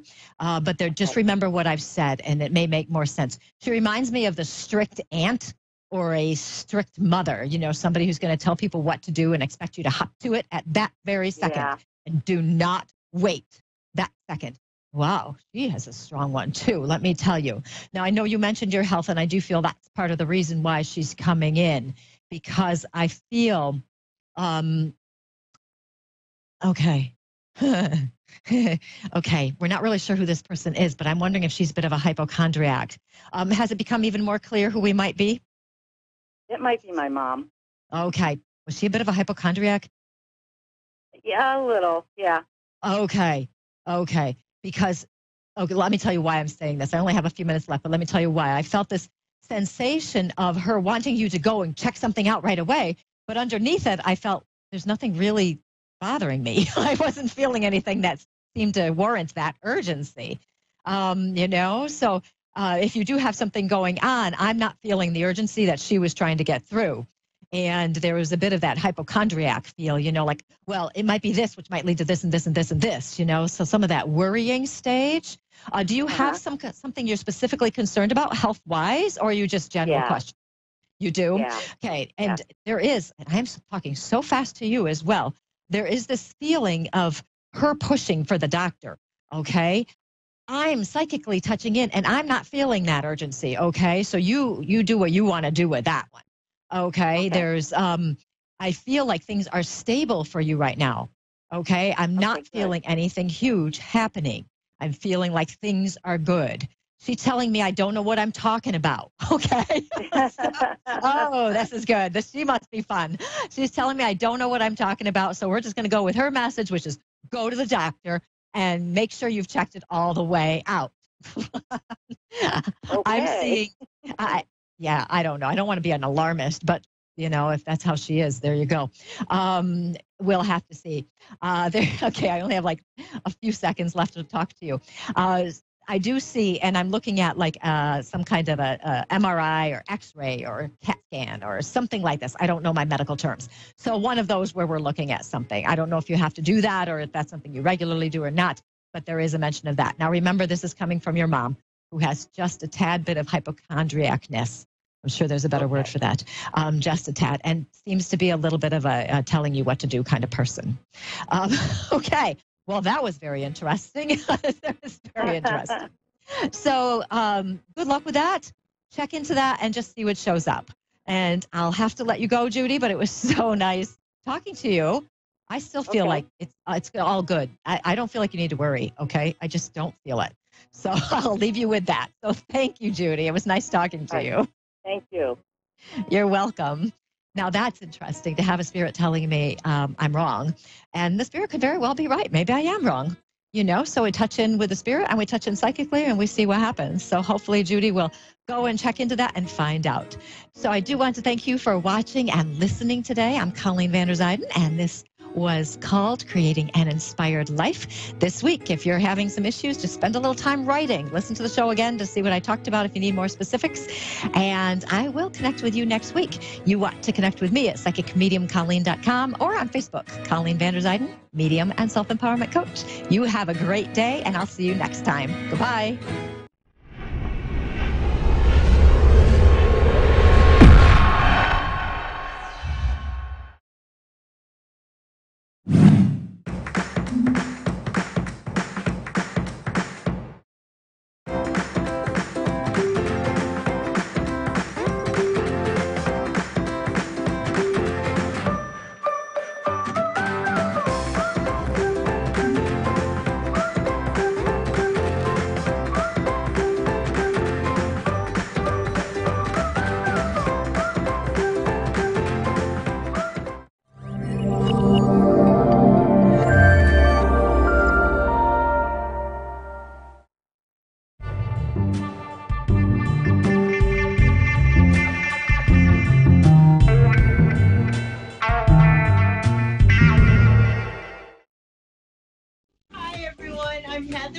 Psych and the City.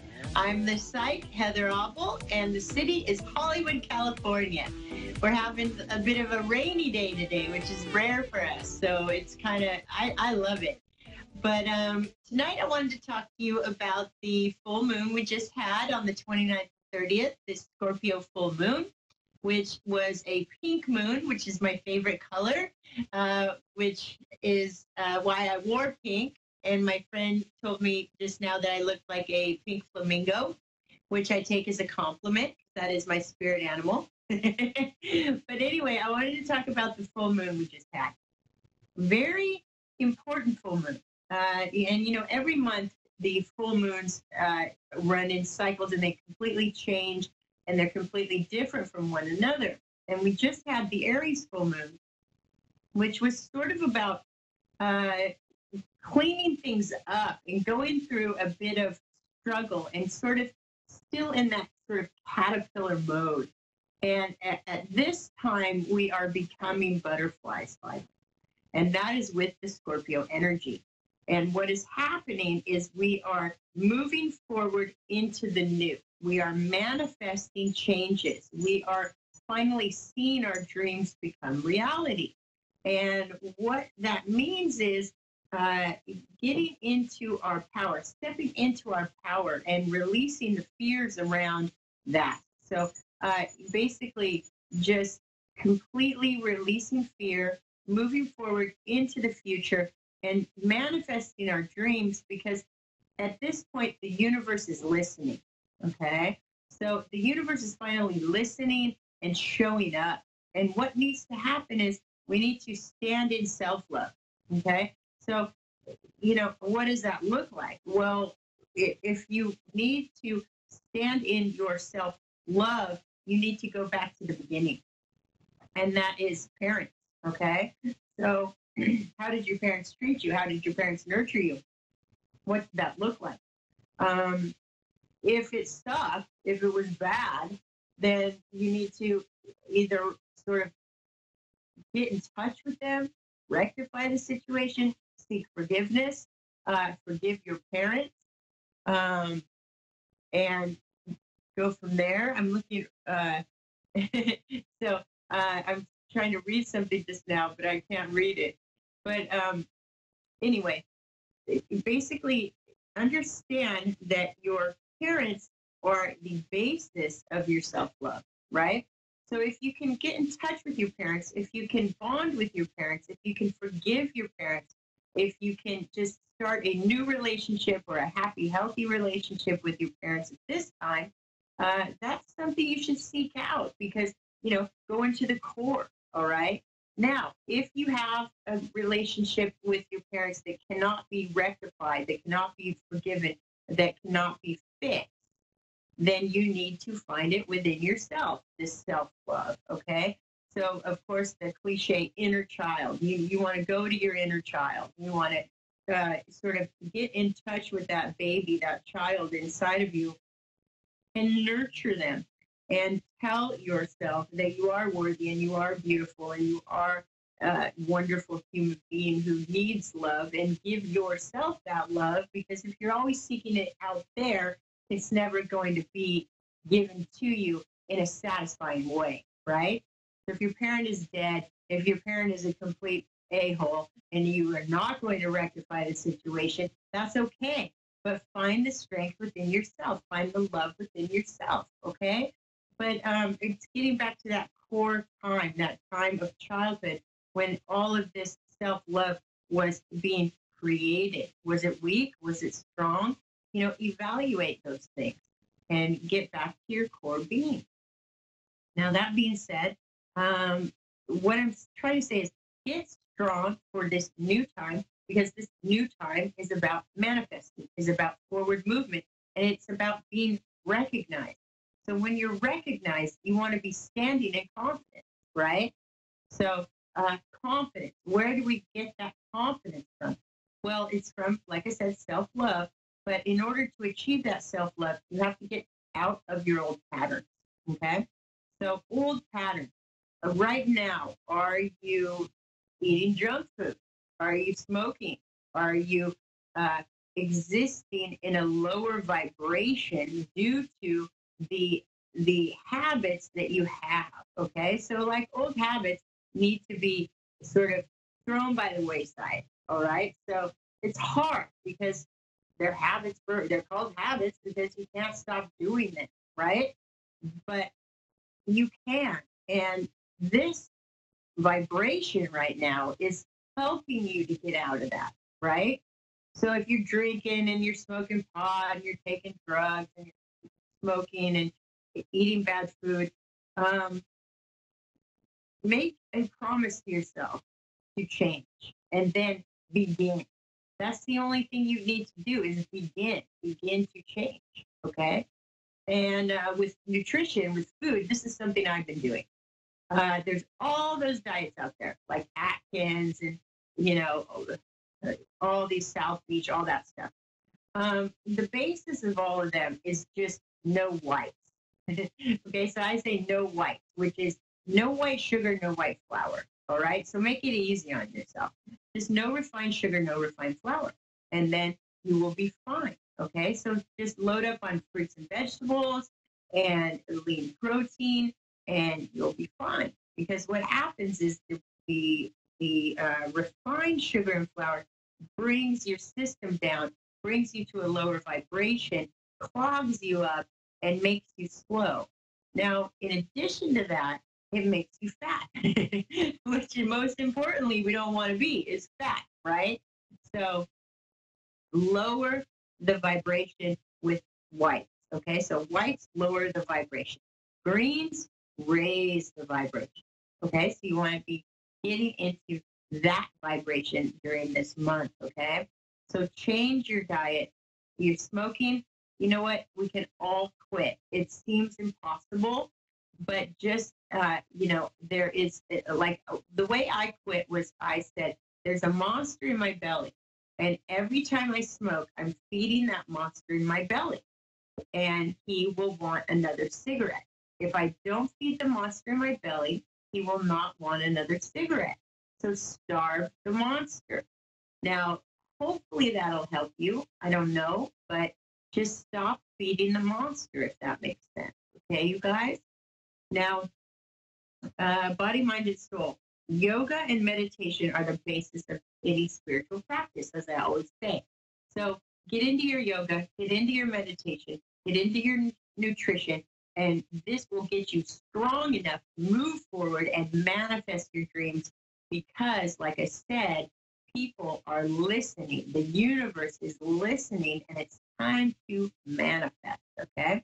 So that's the pink moon energy, which is awesome because you've been dealing with this sort of stagnation. You've been dealing with negative vibrations, even, things that have happened. I've had a lot of my clients have had like fender benders or even deaths happen and things like this in the last month. It was a pretty difficult month for a lot of us. So just know with the arrival of this full moon in Scorpio, everything is going to start to feel lighter, more energetic, and more exciting. So get excited for the pink moon energy. Okay, you guys? So I felt great today. And coming home from the gym, I hit all green lights, which was a miracle. So I'm just like, let's do this, So I'm very excited. Now, with fortune, with forecast, for money, there is a large payback with stocks and investments right now. So make sure you're investing in stocks. Make sure you are working on your taxes, get your tax returns back. You should be getting good returns. Any sort of side project, real estate investments, things like this. These are going to yield high returns right now.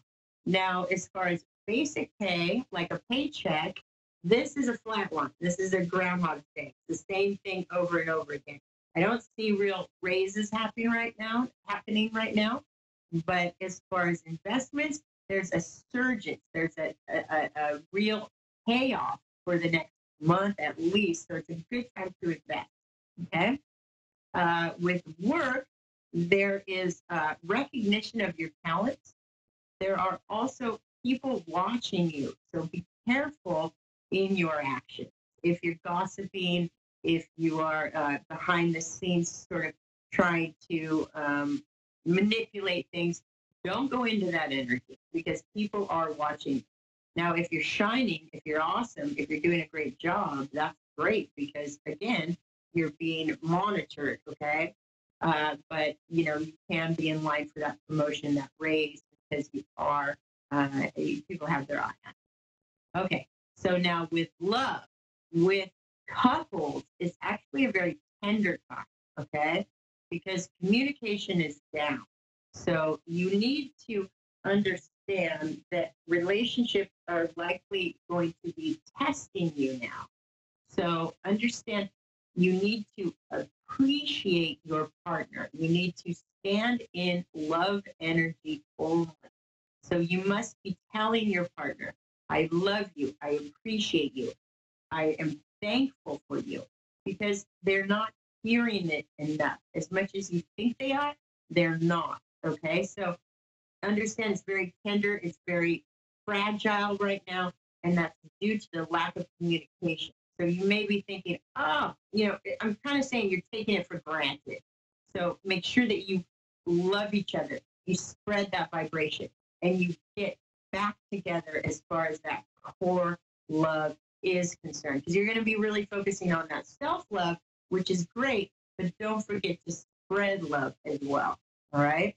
Now, for singles, I am sensing a big connection with a soulmate figure. So it's like that past hurt from that last relationship is finally going to wash away. That black spot on your heart is going to wash away. And finally you are to meet someone new, someone amazing, someone to heal you from that past hurt. Okay? Obviously we can only heal ourselves, but this will be someone who makes it a lot easier. All right? So we got love, work, money. That's about it. And I think I would love to take a call or see what we can talk about tonight. Who do we have? Shateria, how's it going?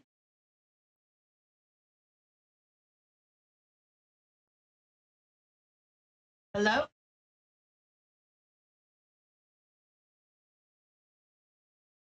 Okay, cool. I'm sorry, we lost our caller. So in addition to that, I want you to understand in manifestation, there has to be things you do in order to honor the fact that you're making your dreams come true. Sort of put together some sort of exercise. Now, this is old school, but it's tried and true, and that is a vision board, okay? So what do you want to happen for the next 6 months to a year, right?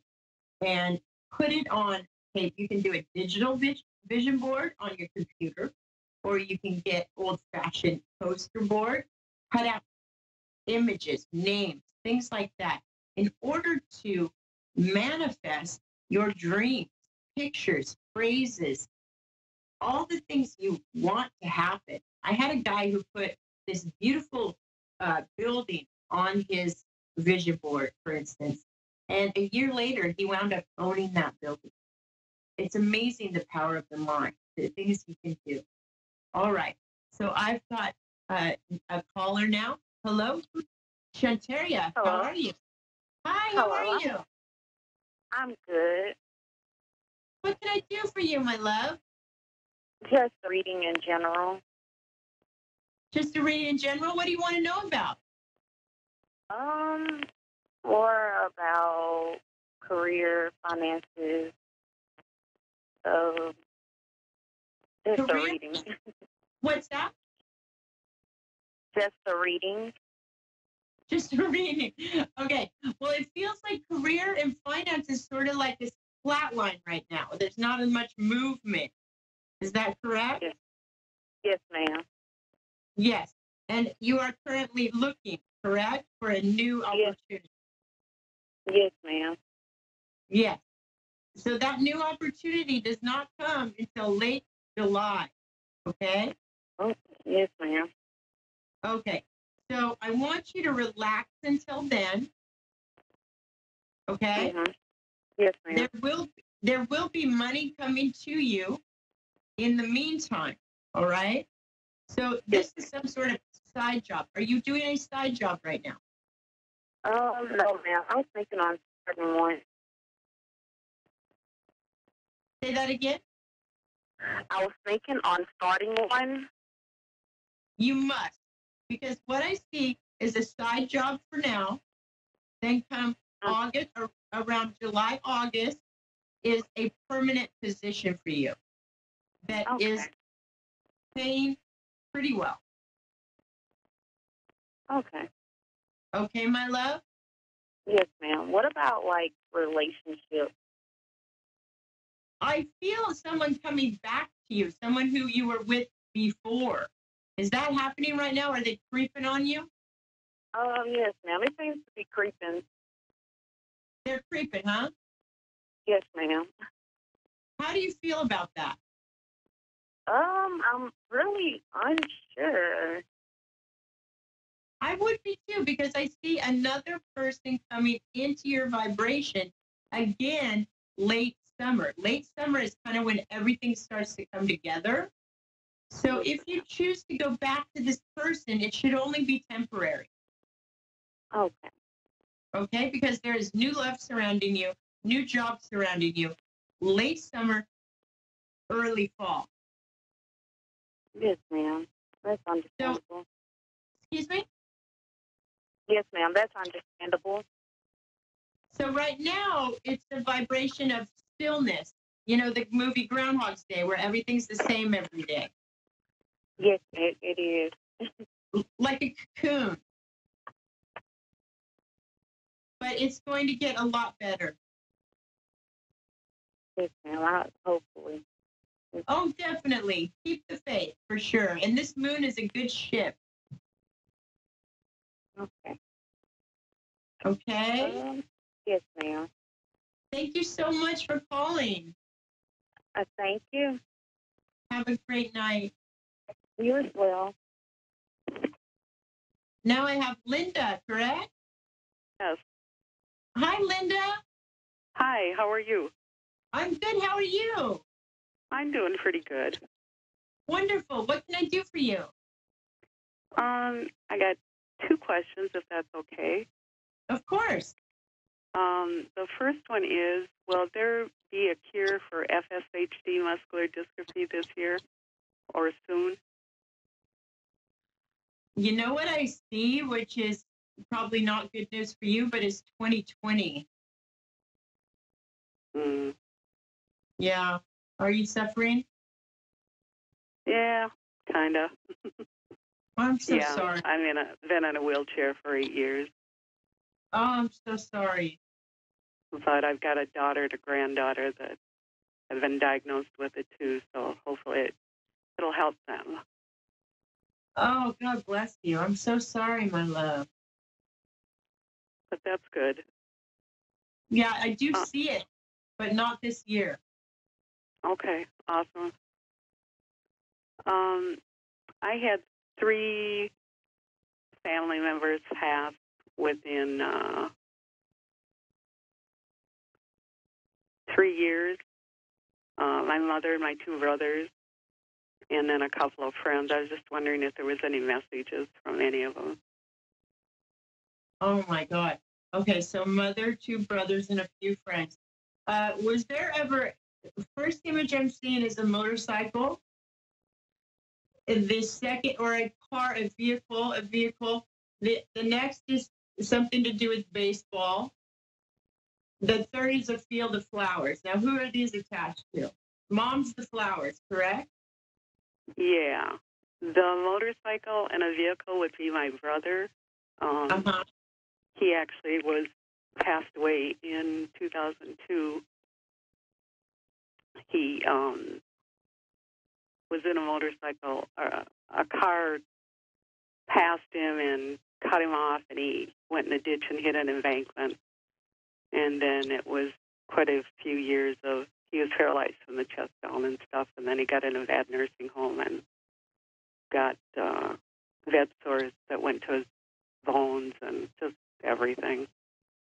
And so that would be him. And the other one with baseball would be my youngest brother, who actually had the FSHD, and he passed away in 2007.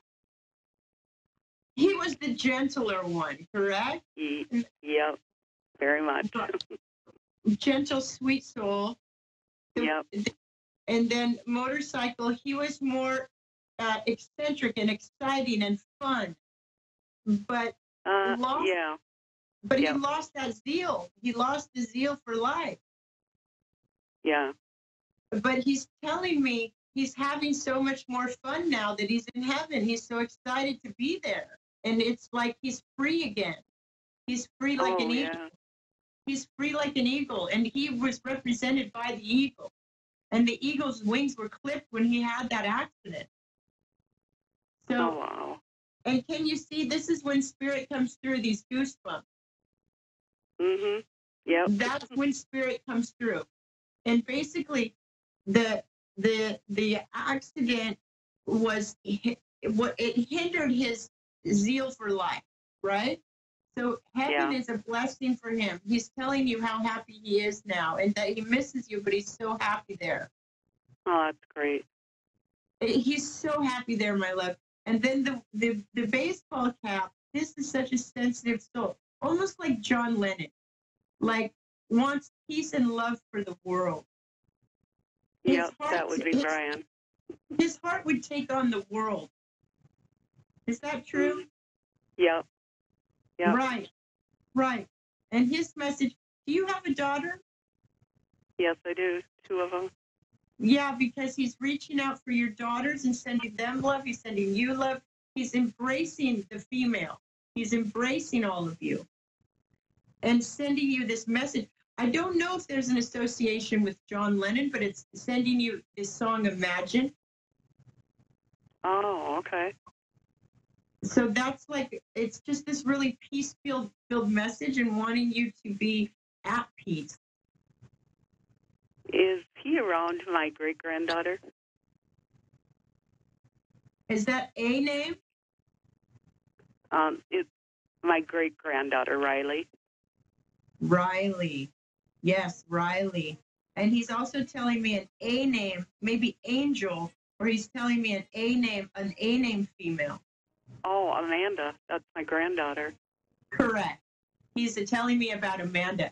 Oh, I'm so sorry, my love. We have 60 seconds left. Do you have any other questions? No. Anything from my mom? And also you can email me at heather@heatherobble.com, and Okay. I can help you further. Mom, my concentration was broke, so I'm sorry, Okay. but I'm wishing you so much love. Okay, thank you so much. I appreciate it. You're very welcome. You have a beautiful evening. You too. Okay, take care. Okay, everyone, this was a great show, and I'm wishing you all love. And just remember, with this full moon energy, I want you to feel excited. I want you to feel renewed. This is a rebirth. This is a time of change, and this is a time of positive change, and it's a time for you to become a butterfly, all right? The words of my dear friend Mike, all right? Have a great night, guys.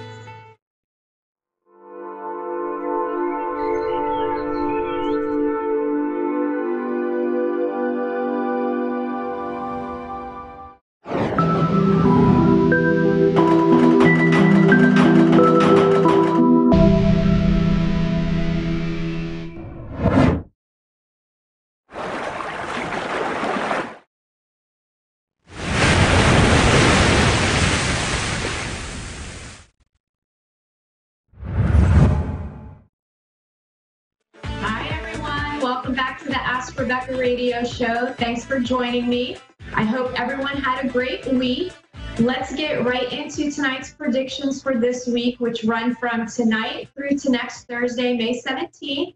These are general predictions for everyone in areas of work, love, finances, health, and spirituality. If you're interested in personalized monthly predictions or any other services that I offer, you can go to my website at askrebecca.guru for more information. All right, well, let's get right into it because I have a lot of information and I want to be able to get to tonight's caller as well. So, the general themes for this week.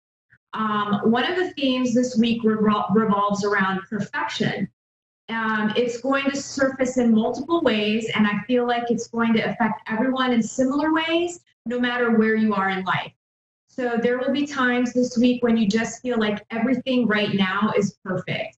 You know, it's just, you're going to be in that moment of zen, of peace. It could be while you're sipping on your morning coffee. It could be that moment you look at the person sitting across from you, or you're watching your kids play, or you're hanging out with friends, or maybe even at work. Like, I just feel like there's going to be moments of peace and a feeling of contentment, and everybody could use that a little bit.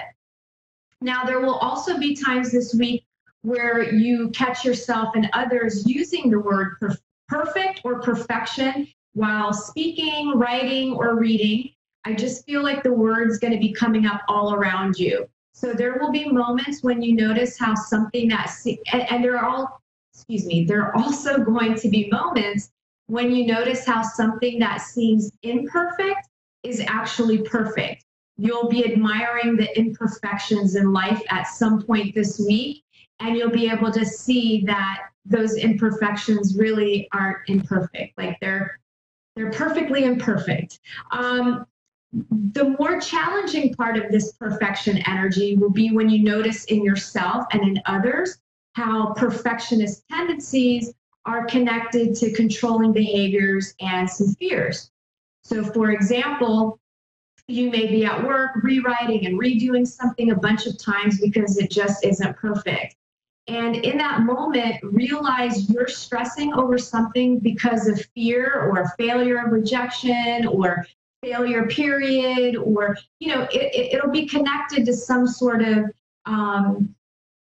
self-worth thing within yourself. It could go even back to childhood where maybe you feel, you were judged or criticized. So now everything has to be perfect because you're just afraid that somebody's going to judge you for it. So make sure, try to pay attention to that, because in reality, it's a much bigger deal in your head than it is to someone else.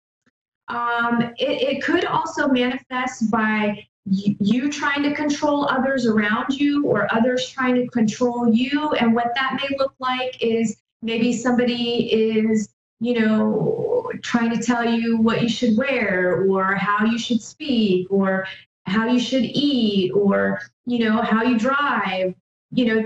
This is just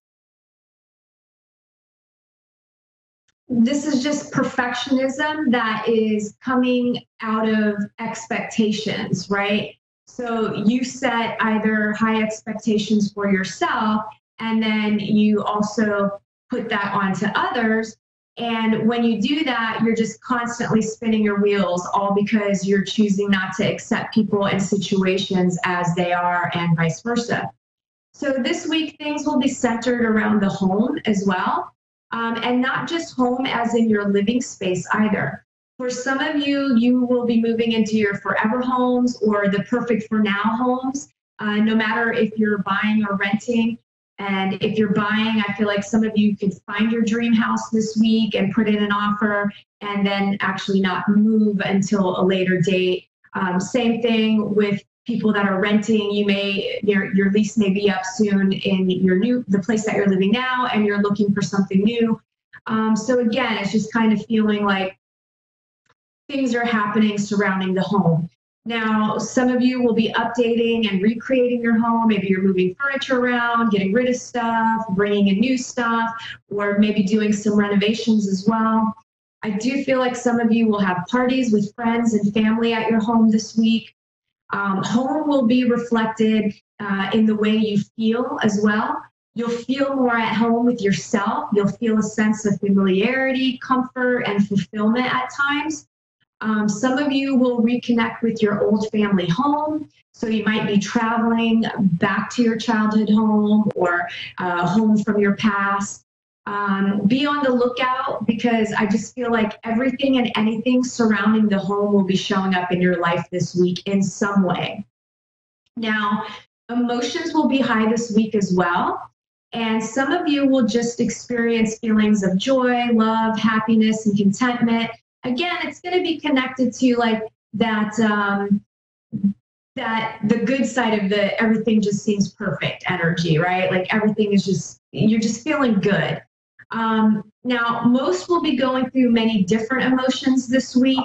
There will be a strong urge to make like rash decisions, maybe even wallow in some depression, or maybe having a little bit of a pity party for yourself. It could also show up in unnecessary confrontations, and people will be more than likely to be taking everything personally this week. So you could be taking things personally.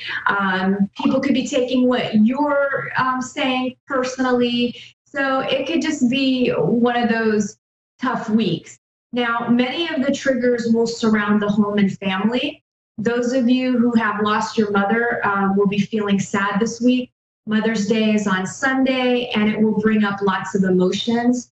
Some of you have tough relationships with your mom, so issues of control, criticism, judgment, and feelings of self-worth could also surface.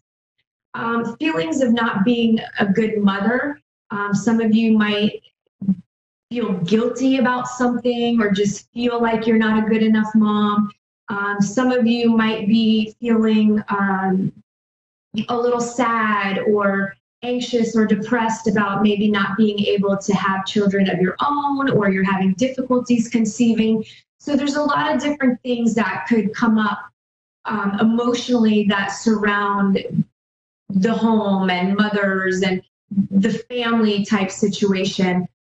Things from the past could resurface as well.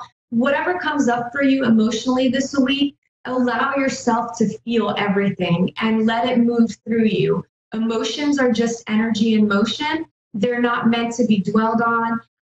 They're just meant to be felt, expressed, and released in a healthy manner. And another thing that I feel is important this week, and most oftentimes when we are dealing with things from the past that are still hurting us or that we're still holding on to, is practice forgiveness. Just really work on letting go, right? Focus on what it is you want going forward, right? Because if you're constantly living in the past, you're going to keep recreating the past over and over again. Responsibility will be another theme. Take responsibility for all your choices. Hold yourself accountable. There could be accusations of irresponsibility. More than likely, you'll be projecting or judging others for being irresponsible. Meanwhile, they'll be doing the same thing to you. So if you catch yourself pointing the finger or losing your cool on someone else about their lack of responsibility, take a close look at yourself, because there are certainly things that you haven't taken full responsibility for in your life. And realize that whenever you're blaming or being triggered emotionally by someone or something, the problem exists within you too. So if someone accuses you and you don't become triggered, or you aren't triggered by someone else's behavior, well, then you know the issue lies within the other person and they're just strictly projecting onto you. Now, let's see. Some of you will be feeling insecure this week, not only with yourselves, but feeling unsafe in some way. And some of you will feel alone, even if you're surrounded by others. If you aren't surrounded by others and you do feel alone, reach out. Reach out to other people for help, or go sit in a park, or, go socialize with someone. Don't be afraid to allow yourself to be a little vulnerable and put yourself out there.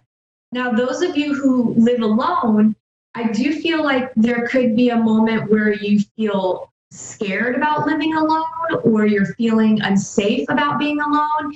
And to me, it just feels like it's something that's creeping up in your mind. Maybe you read something or saw something, or somebody was talking about something. You have nothing to fear. To me, it literally just feels like an emotional thing that's moving through you. And I feel like just, don't dwell on it. You're going to feel like, some of you are going to feel like you never catch a break and everyone else is lucky. And I just feel like some of you feel like, why am I always suffering and other people around me aren't suffering? And I feel it's important for you to take a look at how you're thinking about these things and how your energy is going there, because the more you think and feel this way, the more you'll keep attracting that experience into your life. Another theme this week is the feminine energy. I feel like it will be pretty strong this week.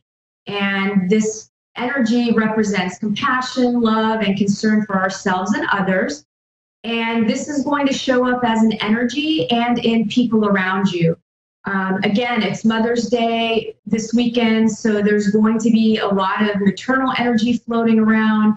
And, again, that feels like it's the theme. It's the feminine energy. We're honoring our mothers. And I do feel like everyone will feel supported by women in their life. It may not be your mom that you feel supported by, but there will be other women in your life who show up solidly in your corner. And, focus on that. Just be grateful for what you do have and who is showing up in your life. And that feminine energy could also show up in a man. That doesn't, it's not connected to a sex. So it could be a man that is really compassionate and loving and caring, and has no problem exhibiting that or expressing that. Now, this energy also will remind you to treat yourself with love and compassion, no matter who you are or where you are. there are things inside of you that are worthy of love and compassion. So, you know, those of you that aren't feeling this way about yourselves, or the other women in your life, you're going to have a little bit of a tougher week, because you're really going to have to, on some level, I just feel like you're going to be confronted with the realization of how much you don't love yourself. And sometimes that can show up in a really unpleasant way. So I feel like, you know, pay attention to what is coming up, accept it, acknowledge, and let it go, because it's just trying to fade away so that you can open up the floodgates for new things to come into your life. Work, for those of you employed, work will feel burdensome for a few of you this week. Some of you are going to feel like you have to do everything on your own, and this is connected to that perfectionist energy. Instead of delegating or asking for help, you do it all yourself because only you know how to do it correctly, or it's going to just take you longer to train someone to do it, so you might as well just do it yourself. And in the end, you get to be the martyr and the victim all at the same time, but you're also running yourself ragged day after day. And I would highly recommend just ask for help and train someone. It will be worth the time and the effort in the long run when it frees up space for you. Peace of mind is golden. Okay, many of you are still holding tight to unhealthy work situations, work environments that really aren't, you're just miserable and you're feeling stuck. And this week you could feel that more. Have faith in yourself and start taking some steps to make some changes. You know, you're stuck there because you're choosing to be stuck there because you're afraid to make a change. You know, put yourself out there. Now, some of you will have a woman or someone more connected to their feminine energy that will be helpful to you this week at work. Some of you will just be in a negative mindset this week at work and, you know, just feel like work sucks. However, I feel like it's not as bad as you believe or feel it to be. Think positive, focus on the things you do like about work, and, you know, just stay in that energy so you attract more of the good feels. Those of you that are looking for a job, things kind of feel non-existent this week when it comes to the job search, which will have a few of you feeling stuck and depressed. Don't dwell on this, otherwise you're going to keep feeling this way. Trust things will happen when it's supposed to.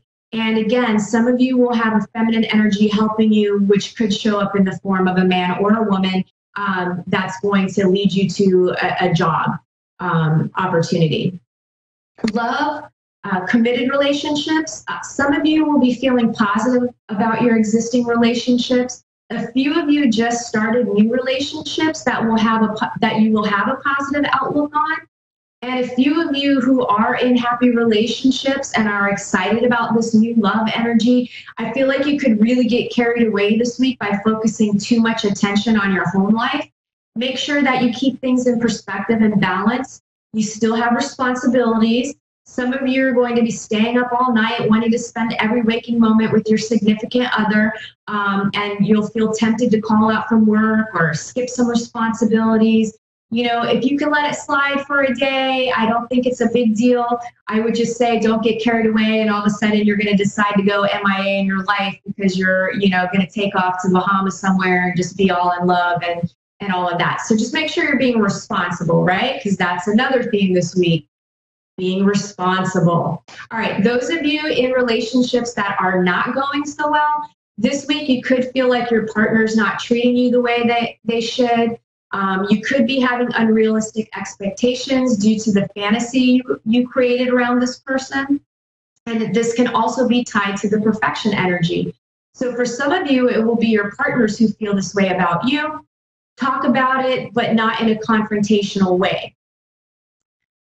Those of you looking for love, I feel like some of you could be feeling unlovable this week. Some of you could be fantasizing about wanting to be in a relationship with a particular person who you know isn't right for you. You know, it's kind of that, ooh, I'll just settle for less vibe. Some of you are still hung up on the whole soulmate thing, believing you only ever end up with one. Nope, you have multiple soulmates, and all of you have been in a relationship with at least one or more of them. They all play a pivotal role in your life, and eventually you end up with the one you spend the rest of your days with, and that could happen at any age. So a few of you will meet someone this week who's going to be a great fit for you. So make sure that you're out and about socializing. And I just feel like, again, there could be some of you that are feeling alone, and you're going to get into the sadness of it. Just try not to dwell, feel it, and then be done with it. All of you, I feel like, need to keep a positive attitude when it comes to dating. Have fun with it and enjoy the experience. Finances, for some, money could feel tight or non-existent this week. If you need financial help, don't be too proud to ask for it. This period does feel like it's temporary. There's always something that can be done to put food on the table. Think about skills you have and how they can translate into making a couple of bucks. Maybe your neighbor needs help cleaning out his gutters. Offer to do it for some cash. Just stay positive. For others, your financial situation is great this week. What better way to pay it forward than to help someone out in need? Whether you offer your services, time, or support for free, or donate some cash to homeless shelters, or in whatever way you feel you can give back. Not only will your heart swell with love and compassion, but what goes around inevitably comes around. Health, some of you are so stressed with that minor aches and pains have you thinking the absolute worst case scenario. Take a deep breath and go get yourself checked out if you're that concerned. Incorporate ways to relieve stress in your life. Meditation comes to mind, even if it is just for 30 seconds at a time. Some of you will receive good news in regards to your health. I feel like some of you will be in remission from cancer. Others will have recovered from surgery, and some will have test results that come back in your favor. And some of you could be dealing with back issues this week, everything from minor to major. And then there are those of you who really need to work on self-love, compassion for yourself. Spirituality, some of you need a reminder that nothing lasts forever, especially those of you who've been struggling for a while now. Stay mindful of the fact that we're all connected, and someone helping you is a blessing to them as well. So don't be stubborn and prideful thinking you have to cope with everything on your own. Go ask for help. This week, there will also be an increase in clairvoyant experiences. Be open to the magical energy of life this week. Expect new and deeper spiritual understandings, and you could meet a spiritual teacher this week who helps guide you as well. So that covers this week's predictions. Let's get to tonight's caller, since I went a little longer than I hoped, but you know me, I do that all the time. So let's get to Chris in Kansas City, Missouri. How are you, Chris? Pretty good. Good. How can I help you this evening? Yeah, I was hoping maybe to connect with some loved ones. Sure. Is there anybody in particular that you would like to connect with? Well, either my granddaughter, Hannah, or my great-grandfather. Okay.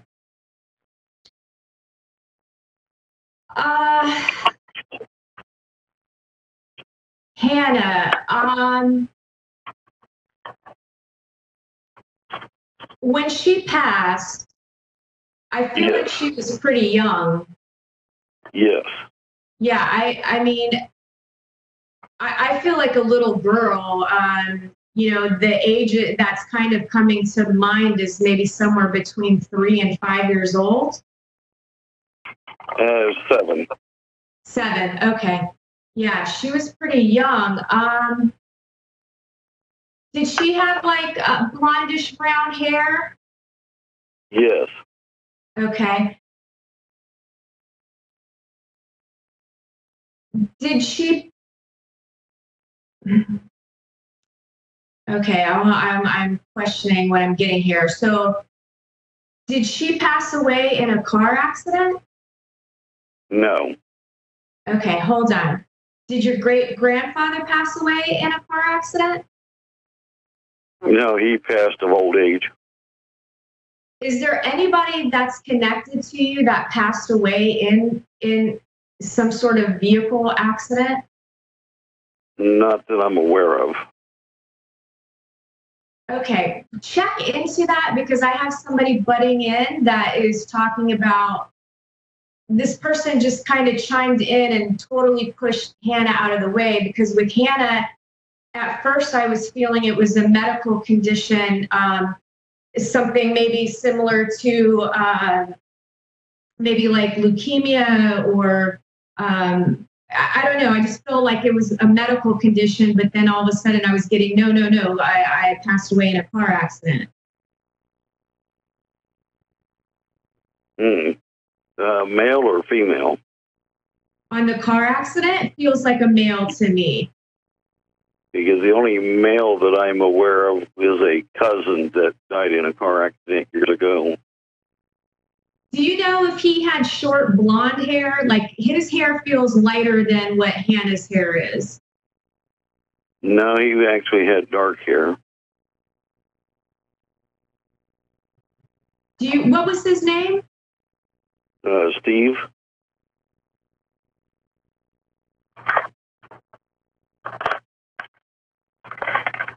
Yeah, I don't know if it's him, but I'm just getting a bunch of conflicting information here. Let me try to focus on Hannah again. Did she pass away from a medical? Was it something like leukemia or some sort of?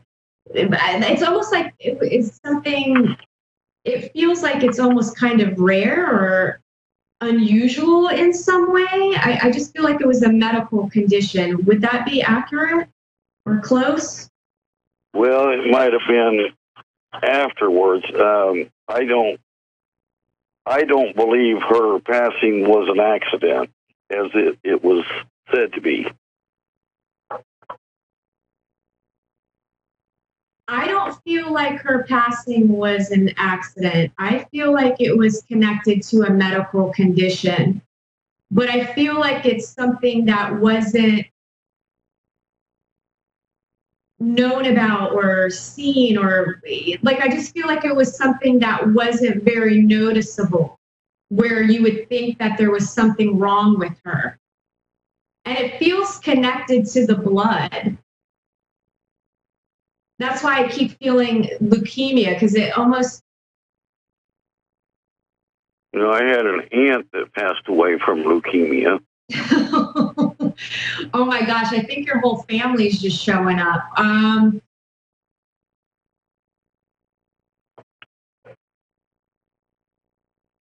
What was your great-grandfather's name? His real name or the name that he used? The name that he used. Jacob Geralt. Did he wear overalls?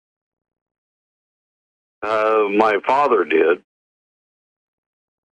Okay, because I'm seeing a man in overalls, like jean overalls. Sometimes they were like, kind of reminds me of like railroad guys wearing the tan overalls. Oh, my father wore the blue jean type overalls and always wore a cap. Was he, I'm also getting like farmer, or like worked with his hands and worked like I just feel like hardworking type energy. Most of all my family has been hard workers.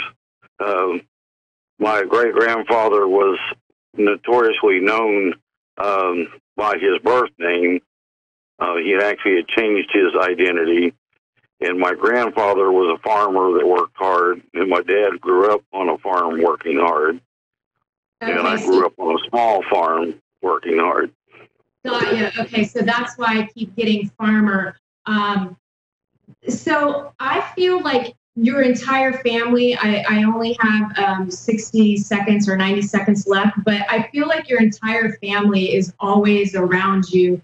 And I do feel like you're very open, and I feel like you can sense, and I feel like you could communicate with them if you wanted to. Like if you open yourself up, I feel like they will reveal themselves to you, because your entire family is around you. Like everybody showed up. Like, I think that's why, like, I just kept getting multiple different, information. Is there anything specific you want to know really quickly before I have to go? Well, I was, like to know if, if the truth's ever going to come out about Hannah's death not being an accident. I do not feel like the truth is going to come out.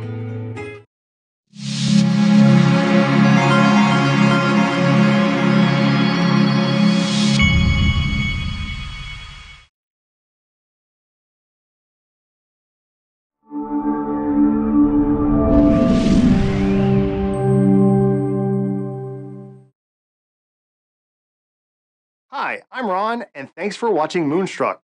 And now A1R on the air. Psychic Talk Radio on Moonstruck TV. Enlightening television. Yo, everyone. How is everyone this beautiful, beautiful Tuesday evening in Canada?